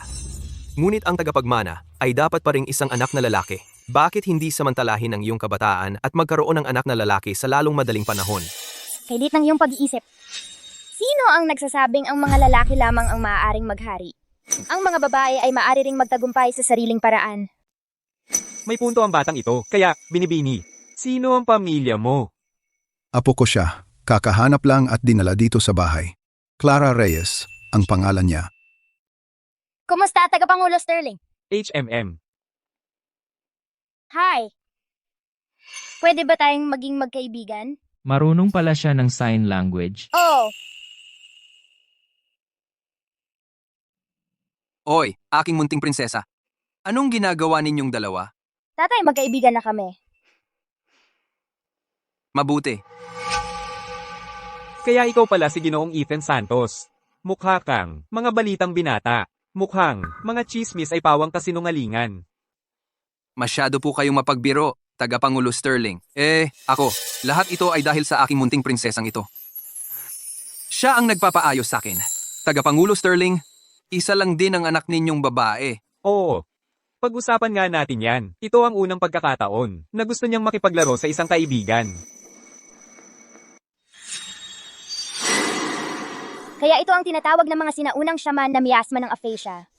Nagkaroon ng mataas na lagnat si Binibining Sterling na sumira sa kanyang lalamunan. Nagbabara ang mga nakalalasong enerhiya, kaya hindi siya makapagsalita. Tama, totoo namang. Nagkaroon siya ng mataas na lagnat noong bata pa. Pagkagising niya, hindi na siya nakapagsalita. Sino ang mag-aakala na isang munting batang tulad mo ay marunong ng medisina? Nakakalungkot lang na sinubukan ko na ang lahat ng paraan. Ngunit wala ni isa ang nakapagpagaling sa pagiging pipi ni Luna. Tagapangulo Sterling, maniwala po kayo sa akin. Kaya kong gamutin si Luna. Gagawin kong makapagsalita siya muli. Talaga? Isang munting bata ang magpapagaling sa isang pipi? Huwag mong sayangin ang oras mo. Ano ba ang sinasabi mo? Ipinahihiya mo tayong lahat. Tatay, nag-aalala lang ako na baka si Clara ang lalong makasama habang sinusubukan niyang gamutin ito. Ikaw, Naniniwala ako kay Clara. Kung sinabi niyang kaya niyang gamutin ito, magagawa nga niya.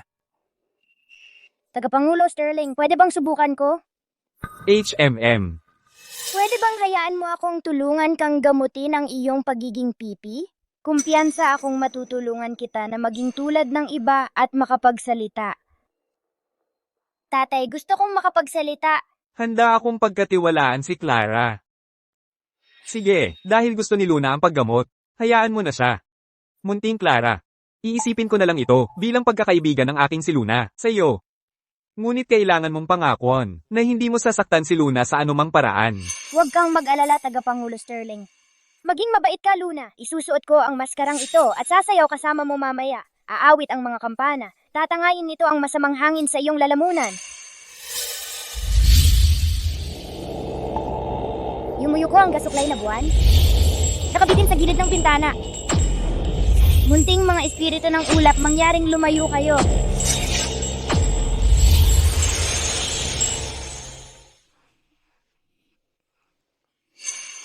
Luna, ulitin mo ang sasabihin ko, tatay.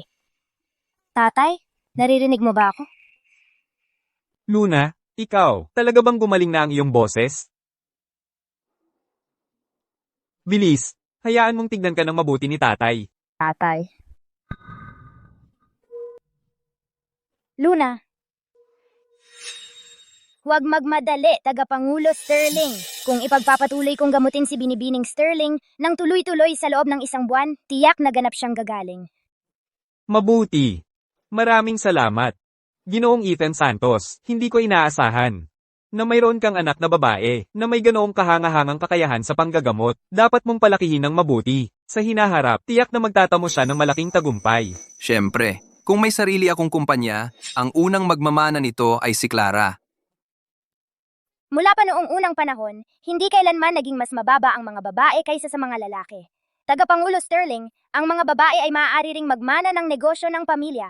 Napakatalas ng batang ito. Kung gayon, ipinahahayag ko na ang Crawford Group ang magiging pangunahing kasosyo para sa aming papalapit na paglulunsad. Napakagaling. Salamat, Tagapangulo Sterling. Salamat, Lolo. Nakuha na namin ni Tatay ang partnership sa Sterling Group para sa kumpanya. Kaya ang posisyon ng tagapagmana dapat kay Tatay ibigay, di ba? Hindi pwede. Tatay, ang posisyon ng tagapagmana dapat ay akin. Lolo, kung ibibigay mo sa kanya ang kumpanya, ang daang taong pamana ng pamilya Reyes ay masisira! Tatay, taon-taon akong nagsumikap. Ang buong kumpanya ay maayos na tumatakbo. Kung ibibigay mo sa kanya, isang sugal yan. Hindi mo pwedeng ipagsapalaran yan. Walang problema. Tito Victor, paano mo nasabi yan? Hindi ka ba kinakabahan sa konsensya mo? Tatay, ang pagsisikap at pagbabago ko sa nakaraang mga buwan. Wala ka bang napansin kahit isa? Hindi ba yon ang usapan? Ang makakakuha ng kooperasyon ang magiging tagapagmana. Tatay, Matagal na ang playboy si Ethan. Kahit sinusubaybayan siya ni Clara, ang dating ugali ay mahirap baguhin. Gayunpaman, ngayong ang kasunduan sa pamilya Sterling ay tapos na. Ang kumpanya dapat pa rin kay Victor ibigay. Mas ligtas yon.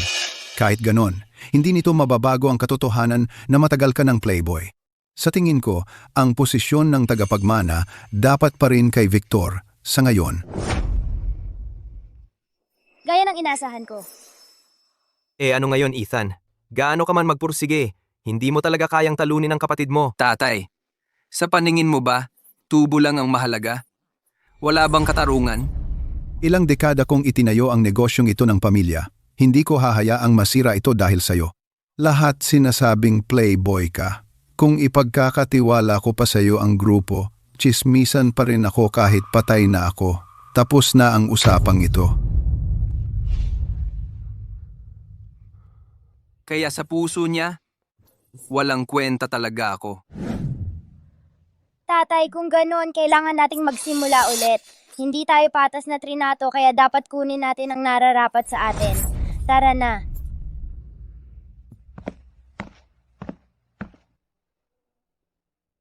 Tatay? Anong nangyari? Oy, Clara, sa tingin mo ba, walang kwenta ang tatay mo? Kasama mo ako, nagpakahirap ng matagal, pero wala tayong nakuha. Tatay, sa paningin ko, ikaw ang pinakakarapat dapat na tagapagmana. Pero gaano man ako magpursige, ibinigay pa rin ni tatay ang grupo kay Victor. Kung ayaw nila sa atin dito, maghahanap tayo ng ibang lugar. Tatay, ang partnership sa Sterling Group ay pinaghirapan natin. Kaya natural lang sasama ito sa atin. Ibig mong sabihin, Umalis sa Crawford Group at magtayo ng sarili nating imperyo? Ethan, parang ilang araw lang ba talaga ang nakalipas? Mukha kang lubog na lubog. Huli ka, Ginong Sterling. Clara, kayong dalawa, plano ninyo ito? Mula pa noon? Tama. Pagkatapos ng press conference, may kutob ako na baka balikan ni Lolo ang kanyang sinabi. Kaya ako mismo ang lumapit kay Ginong Sterling. Hindi ba, anak ka ni Ethan Santos? Nasaan ang tatay mo? Hindi ko siya kailangan dito. Ginoong Sterling, gusto kong pag-usapan ang isang negosyo sa iyo. Nakaka-interes. Anong klaseng negosyo? Sa loob ng 2 araw, kung ang tatay ko ay hindi maging tagapagmana ng Crawford Group, gusto kong dalhin mo ang iyong proyekto at umalis kasama namin. Kami ng tatay ko ang magsisimula ng sarili naming negosyo. At ang sakit ng iyong anak na babae, gagawin ko ang lahat ng makakaya ko para tumulong. Sige, gusto kong makita kung si Ginoong Santos ay maaaring maging bulag para sumuko sa inyong dalawa. Ito ay lahat magandang ideya ni Clara. Ako ang magbibigay ng puhunan at mga koneksyon ng Sterling Group. Ikaw naman ang magdadala ng talino. Magkasama, itatayo natin ang Lunar Group. Ano sa palagay mo? Tatay, ang Lunar Group ay magiging lugar para lang sa atin. Naniniwala ako na kaya natin itong gawing mas maganda pa sa Crawford Group. Aha! Mula ngayon, ang Crawford Group ay akin na lahat. Ha ha ha! Tatay, kahit na si Ethan ay umalis na sa pamilya Reyes, si Clara ay iyong tunay na anak na babae. Kung sakaling siya ay dumating, ano naman ang tungkol sa akin? Huwag kang mag-alala, Chloe. Ikaw ang aking munting bata at ang tanging maliit na prinsesa ng pamilya Reyes. Tungkol naman kay Ethan at Clara, sila ay wala kundi mga ligaw na aso. Ginoong Reyes. Masamang balita. Ano ang problema? Kakakuhang ko lang sa Crawford Group. Napakaganda. Mula ngayon, mas lalong gaganda pa ito. Ha ha ha. Hindi po, Ginoong Reyes. Kakalang po, paano kaya nangyari? Ang Sterling Group ay bigla ang tinigil ang lahat ng pakikipagtulungan sa Crawford Group. Victor! Nagsisimula pa lamang ang laro. Ang unang hakbang ng plano ko ay kontrolin ang mga pangunahing industriya ng Crawford Group. Pagkatapos, palalawakin ko ang sarili kong negosyo sa medisina. Bakit nila tinatapos ang partnership? Hindi ba't ginamot na ni Clara ang pipi niyang anak? Bakit? Ayon kay Tagapangulo Sterling, may isang CEO ng Lunar Group ang nag-utos. Lunar Group. Oo, Ginoong Reyes, tingnan ninyo. Kamakailan ay natuklasan ng Oversight Bureau na si Victor Reyes, pangulo ng Crawford Group, ay lihim na nakipagsabuatan sa sindikato at nandaraya ng bilyon-bilyong piso. Maaaring mag-bankrupt ang kumpanya. Sino ba talaga ang may gawa nito? Ang panganay na anak ng pamilya Reyes, si Victor Reyes, Ay lihim na nakipagsabuatan sa sindikato. At nagsagawa ng pandaraya. ang Tax Bureau at Securities Commission. Ay nagsagawa ng investigasyon. Mga empleyado kami, ng Crawford Group. Nakita namin ang announcement ng grupo. Totoo ba ang alok ng triple na sahod? Tama. Sali ako. Ako rin. At ako. Clara, ito lahat ay ideya mo ha? Oo, tatay. Ang iskandalo ng Crawford Group at ang negative press ni Victor Reyes ay kumakalat na.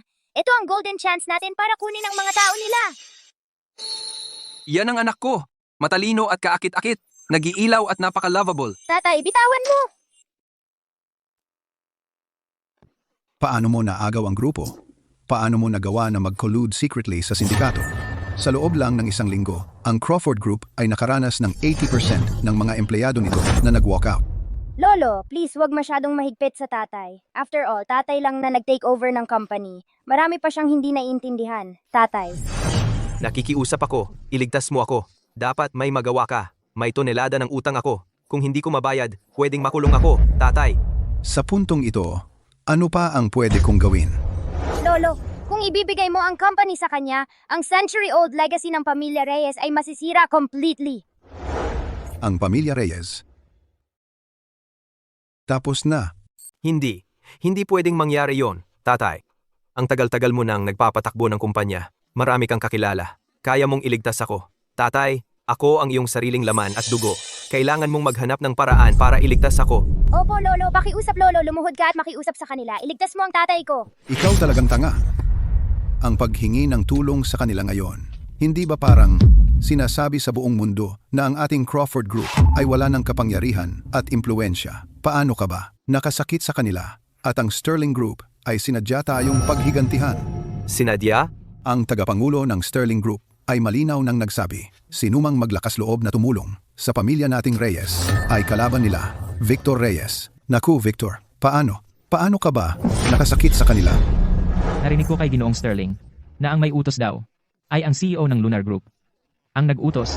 Lunar Group? Sila nga? Oo. Lunar Group.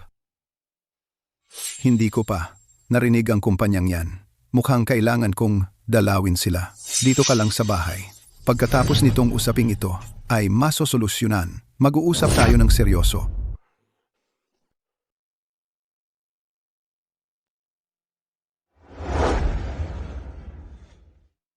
Clara, sa tingin mo ba talagang ang tatay ko ay hahanap sa atin?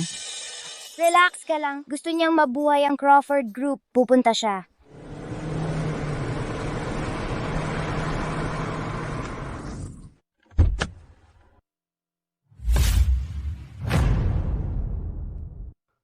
Dumating nga talaga ang tatay ko para hanapin ako. Medyo mas maaga kaysa sa inaasahan ko. Halika, tatay. Salubungin natin siya. Itong Lunar Group ba ay napalago ng ganito kalaki sa loob lang ng maikling panahon? Sino ba ang may ganang kumalaban sa pamilya Reyes?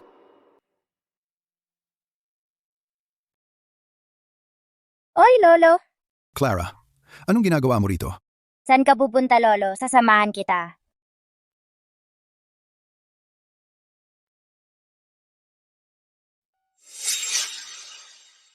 Paano mo nalaman na papunta ako sa ika-4 na palapag? Lolo, kamusta naman ang pamilya Reyes nitong mga nakaraan? May iskandalo ng pandaraya si Evelyn. Nagsabuatan si Victor sa sindikato. At pandaraya. Mukhang ang Crawford Group ay malapit ng bumagsak. Lolo, kailan mo balak ipasa ang grupo? Paano mo nalaman ang lahat ng ito? Tatay, hindi ba sa tingin mo, ang Lunar Group ay magandang pangalan? Lunar, Clara. Kayong dalawa ang nagtayo ng kumpanyang ito. Aba. Kayo palang dalawa ang nasa likod ng lahat ng panlilinlang na ito. Ang Lunar Group pala, ha? Ngayon ay nagkakaintindihan na ang lahat. Sinisikap ninyong dalawa na ibagsak ang ating Crawford Group. Tatay, Nawawala na sa isip mo, tatay. Hindi ba't ang sumisira sa Crawford Group ay palaging ang paborito mong anak, ang panganay, si Victor Reyes? Bakit ka narito para makipag-away sa amin na ama at anak na babae? Dahil lang hindi kita binigyan ng karapatan sa mana, ginagantihan mo ako sa pamamagitan ng pag-target sa Crawford Group. Hindi. Mali ka, Lolo. Binalaan ka namin ni tatay na huwag ibigay ang grupo kay Victor. Pero masyado kang pinaboran siya. Ang lahat ng ito ay dahil sa sarili mong gawa. Tatay, ikaw, para sa kapakanan ng grupo, para sa sarili mong dangal, ay nagbulag-bulagan. Hindi mo kami masisisi para doon. Kayo? Ano ba ang tunay ninyong layunin? Ang gusto lang namin ay makatarungan at walang kinikiling ang hustisya. Bilang mga Reyes, dapat nating sundin ang patakaran ng pamilya. Ang pinakakakayahan ang magmamana ng negosyo ng pamilya. At sino mang makapinsala sa grupo ay dapat umalis sa Crawford Group. Ethan, alam ko ang nararamdaman mo sa akin. Lagi mo akong kinagagalitan. Ngunit si Victor ang panganay na anak na lalaki ng pamilya Reyes. Siya ang tunay na kapatid mo. Tunay na kapatid? Panganay na anak? Sa mas magandang salita, siya lang ay aking kapatid sa ama. Sa mas prangkang salita, siya ay walang hiya na hindi man lang makapagpakita sa publiko. Ikaw.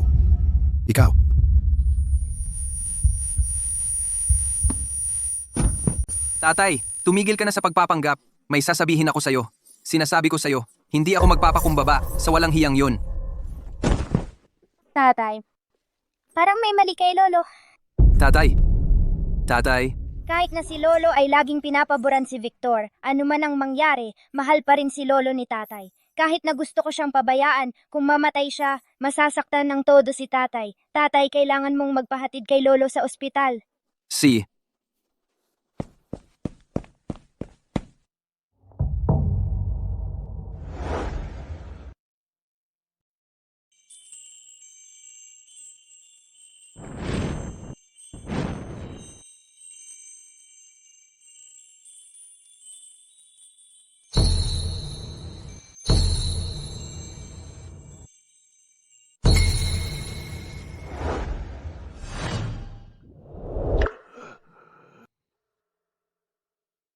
Ikaw ang nagligtas sa akin. Tatay, ayos ka lang ba? Ayos lang ako.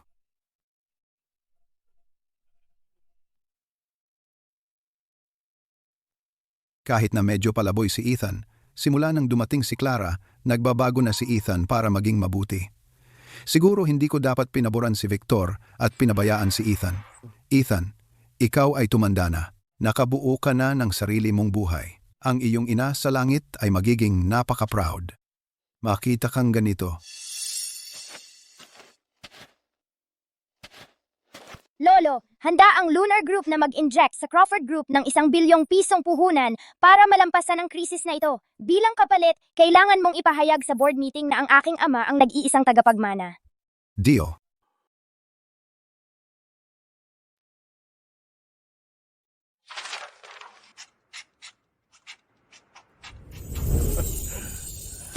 Huwag kang mag-alala. Kapag nalampasan na natin ang krisis na ito, opisyal kong ipahahayag na si Ethan ang magpapatuloy ng Crawford Group.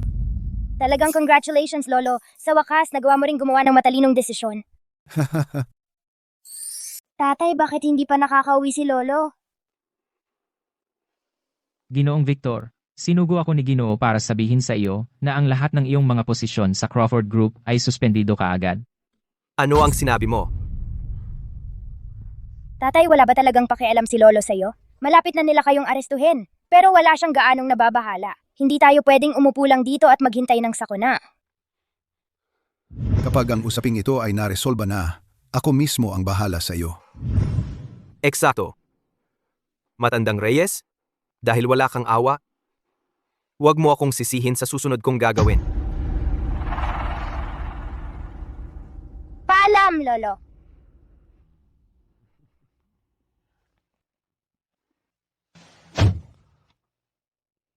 Clara, salamat sa pagsagip sa aking tatay. Dahil ayaw ko lang makita si tatay na malungkot. Huy! Tingnan mo! Eroplano!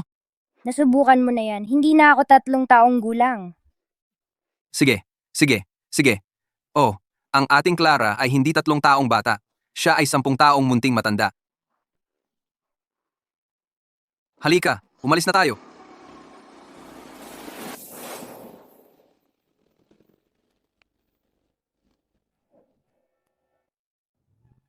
Ah, Tatay, anong nangyayari? Kung may mangyari sa'yo, anong gagawin namin? Ethan, umuwi ka na lang. Ako na ang bahala kay tatay.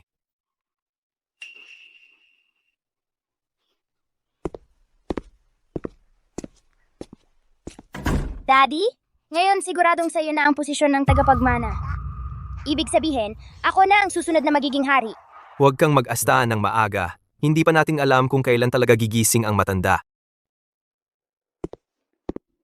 Ginoong Reyes, dulot ng aksidente ang pagdurugo sa loob ng bungo. Bagamat may pag-asa siyang magkamalay, panandalian lang iyon. Ito na ba talaga? Ang pinakamagagawa ninyo?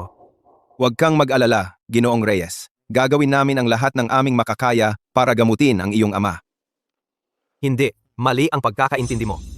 Gusto kong hindi na siya bumangon mula sa kama na yan, na hindi na siya magising muli. Anong sinasabi mo? Ito, Ang perang ito ay sapat na para sa buhay mo. Siguraduhin mo lang na siya ay hindi na magigising. maaasahan mo ako, Ginoong Reyes. Babawasan namin ang gamot at hahayaan siyang pumanaw ng payapa. Sandali, tandaan mo ito. Panatilihin sa labas si Ethan at ang kanyang anak na babae. Ah, isa sa gawa ko na.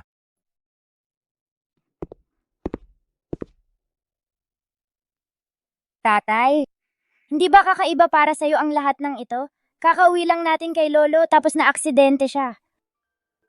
Ipinahihiwatig mo ba? Hindi ako sigurado. Parang ang dating lang, sobrang pagkakataon lang ang lahat ng ito. Yung kontrata sa pamumuhunan na $1 billion ay nasa kay Lolo pa rin. Kung gayon, pumunta tayo sa ospital. Sige, oo.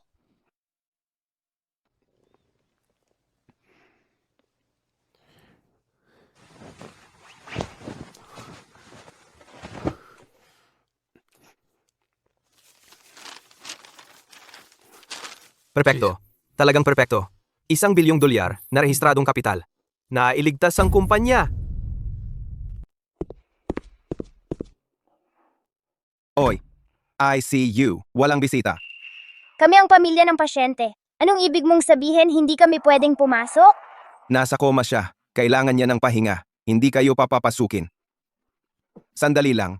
May karapatan ng isang anak na makita ang kanyang tatay. Sino ka para pigilan kami? Tumabi ka. Seguridad, samahan niyo sila palabas.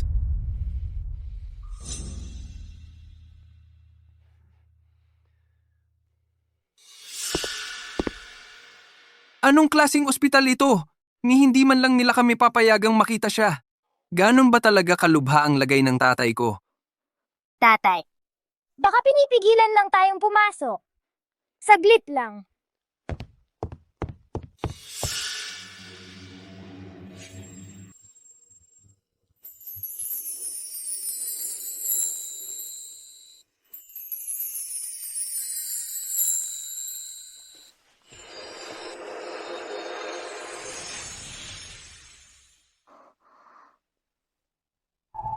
Hindi ito ordinaryong aksidente. Nung huli, sobrang nawalan ako ng banal na kapangyarihan. Hindi ko siya nailigtas. Pero ang paghahanap sa driver na tumakas ay hindi dapat mahirap.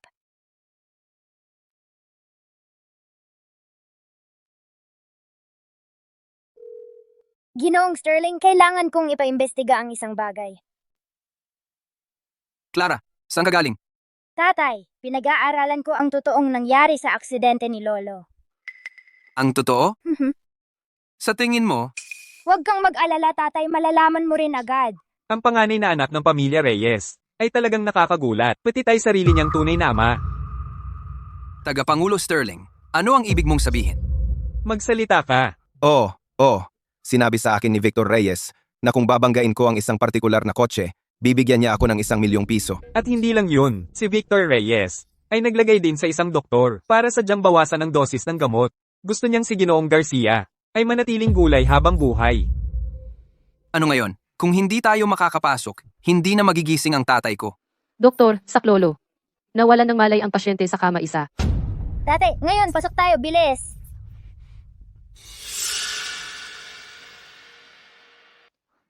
Lolo, ako ito, si Clara. Naririnig mo ba ako? Tatay, Sino ang nagpapasok sa iyo? anong problema at sigaw ka ng sigaw sa mahal ko? Magsalita ka na. Anong ginawa mo sa tatay ko? Hindi ko alam ang pinagsasabi mo. Kung magpapatuloy ka nito, Vicky, tatawagan ko na. Ang mga gwardiya, ngayon din. Kung gayon, ipaliwanag mo sa akin. Kung paano ang 5 milyong piso ay biglang pumasok sa bank account mo. Paano nangyari yon? Ikaw, kayong mga tao. Kung sasabihin mo ang totoo ngayon, baka hayaan kitang umalis. May dalawa kang pagpipilian. Magsalita ka, or hayaan mong ang pulis ang magsalita para sa'yo. Ako lang. Binawasan ko lang ang gamot ni Ginoong Reyes. Yun lang ang ginawa ko. Kung gayon, bibigyan kita ng isang pagkakataon. Gisingin mo siya. Kaya mo ba yon? Oo, kaya ko. Basta wag mong sasabihin sa mga pulis. Gagawin ko ang lahat. Bilisan mo.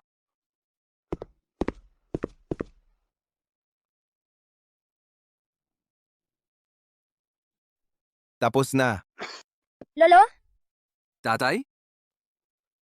Nasaan ako? Lolo, gusto ni Victor na agawin ng kapangyarihan, kaya nagplano siya ng aksidente sa sasakyan at ipinasok ka sa ospital. Si Victor nga? At saka, ang dahilan kung bakit matagal kang nakatulog ay dahil sinuhulan ni Victor ang doktor para tiyaking hindi ka na magigising. Walang utang na loob na anak. Walang utang na loob. Lolo, kumalma ka. 20 taon ko siyang pinalaki. At pinatay niya ako? Ang dahilan kung bakit pinatawag ko kayong lahat dito ngayon ay para magpahayag ng isang bagay. Simula ngayon, ako, Victor Reyes, ay opisyal na mag-a-assume ng posisyon ng direktor ng Crawford Group. Tito Victor, Lolo, nakahiga pa siya sa ospital. Nagpahayag ka ngayon. Gusto mong agawin ang kapangyarihan? Ang lolo mo ay nasa koma. Ang grupo ay hindi maaaring walang leader. Bukod pa, 1 buwan na ang nakalipas. Siya ay nagdesisyon na para ibigay ang posisyon ng tagapagmana sa akin. Tito Victor, bago mo kunin ang kapangyarihan, naisip mo ba ang pakikipagsabuatan mo sa sindikato, ang pandaraya mo, at ang daan-daang milyong piso sa utang na naipon mo? At saka, bukod sa mga shareholders, ang kumpanya ay malamang walang empleyado na natira. Sila ay naghihintay lahat para kainin ka ng buhay. Walang utang na loob na anak na babae. Victor Reyes, mas mabuti na maintindihan mo ito. Clara ay anak ko na ngayon. Wala kang karapatan para disiplinahan siya. Tito Victor, naipon mo ang napakaraming utang. Ayon sa patakaran ng pamilya Reyes, dapat matagal na na-kick out ka. Ang tanging tunay na qualified para magmana ng grupo ay ang tatay ko, at walang iba. Katarantaduhan! Hayaan mo akong sabihin ang katotohanan. Nasecure ko na ang CEO ng Lunar Group para mag-inject ng 1 bilyong piso sa Crawford Group para solusyonan ang krisis. Dapat kayong lahat mag-isip ng maigi. Ang posisyon ng heir ay akin, at akin lamang. Huwag kang mag-side sa mga maling tao. Tatay, yan ang pinakamakakatawang joke na narinig ko. Ano ang ibig mong sabihin? Ikaw ay kasing tanga ng baboy. Sige, tumawa ka. Gagawin ko para sigurado na hindi ka na muling tumawa. Oh. Talaga. Ginoong Victor Reyes, ang yabang mo naman. Oh. Si Tagapangulo Sterling pala. Ngayon, ako ay nasa gitna ng pulong ng mga shareholder. Walang oras para sa mga bisita. Umalis ka na. Talaga. Pero parehong mga CEO ng Lunar Group ay nandito mismo. Hindi tama na hindi ako. Dumating para batiin ka. Tagapangulo Sterling, ano ang gusto mong ipahiwatig? Hayaan mong ipakilala ko. Una, ang tagapagtatag ng Lunar Group, Ethan Santos, at ang batang tagapagmana, Clara Reyes. Victor Reyes, hindi mo pa rin maintindihan? Sino talaga ang karapat-dapat na magmana ng Crawford Group? Ako, syempre. Ang sino mang sabihin kong kwalipikado ay kwalipikado. Bilang ang panganay na anak na lalaki ng pamilya Reyes, ang mangyayari sa pamilya Reyes ay natural na nasa akin. Sabihin mo yan ulit. Sino sa tingin mo ang nagpapatakbo ng pamilya Reyes? Tatay? Gising ka na? Gising ka na? Walang utang na loob na anak. Nangahas kang magplano na patayin ako? At gusto mo pang magmana ng Crawford Group? Ngayong nandito na ang lahat? May ipapa-announce ako. Victor, dahil sa pag-upa ng mamamatay tao para patayin ang sariling ama, mula ngayon siya ay tatanggalin sa rehistro ng pamilya Reyes at palalayasin ng tuluyan. Pinagbabawalan siya magpakailanman. Hindi na siya dapat muling tumapak sa bahay ng mga Reyes. Lolo, may batas ang lipunan. Krimen ang pagpatay. Puta. Gagapasin ko ang bibig mo. Magagawa mo yan? Tatay. Tatay, nagkamali ako. Pakiusap, isipin mo lang ang samahan ng ama at anak. Pakiusap, patawarin mo ako ngayon. Akala mo ba makakalusot ka sa pamamalimos? Tatay? Ayon sa mga ulat, si Victor Reyes, dahil sa paglabag sa batas at patakaran ng pamilya, ay pinalayas mula sa pamilya Reyes, at inaasahang haharap sa 6 na taong pagkakakulong. Sa aking katayuan bilang tagapangulo ng Crawford Group, ipinapahayag ko na opisyal kong inililipat ang kontrol sa grupo kay Ethan Santos bilang tagapagmana. Si Clara Reyes ang itinalaga bilang pangunahing tagapagmana. Victor, pinatay mo si Lolo. Alam ito ng lahat. Maghintay ka lang na parusahan ka ng batas. Hindi, imposible. Ako lang ang tunay na tagapagmana. Clara, ikaw ang dahilan ng lahat ng ito. Dahil ninakaw mo ang pwesto ko. Kung hindi dahil sa'yo, hindi sana pinalayas ang nanay ko. Galit ako sa'yo. Tumahimik ka. Clara. Anak ko, ikaw ang pinakamabuting anak na maaaring hilingin ng isang ama. Clara, pakiusap, magmakaawa ka para sa tatay mo at hilingin kay Lolo na huwag akong ipakulong. Pakiusap, nakikiusap ako sa iyo. Victor, anak ko na ngayon si Clara. Isang ama lang ang mayroon siya. At iyon ay ako, si Ethan Santos. Mula nang siya ay bumalik, hindi na siya naging sa iyo. Tito Victor, dapat nga ay pasalamatan kita. Dahil binigyan mo ako ng napakagaling na ama.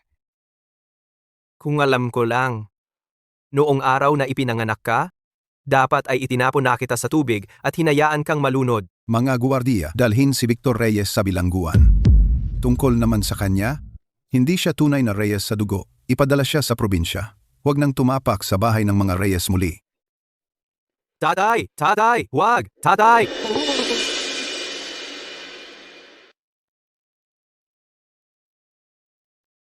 Lahat, simula ngayon, si Ethan Santos ay opisyal na itinalaga bilang direktor ng Crawford Group. Tayo'y lahat ay bigyan siya ng palakpakan. Ako ay nagpapahayag na matapos ang mga pag-uusap sa pagitan ng Crawford Group at ng Lunar Group, na pagpasyahan namin na itatag ang Lunar Holding Group. Mula ngayon, kami ni tatay ay makakapamuhay na ng mapayapa. Tito, lumubog na ang araw. Nalampasan natin ito. Hindi ito magiging posible kung wala ka.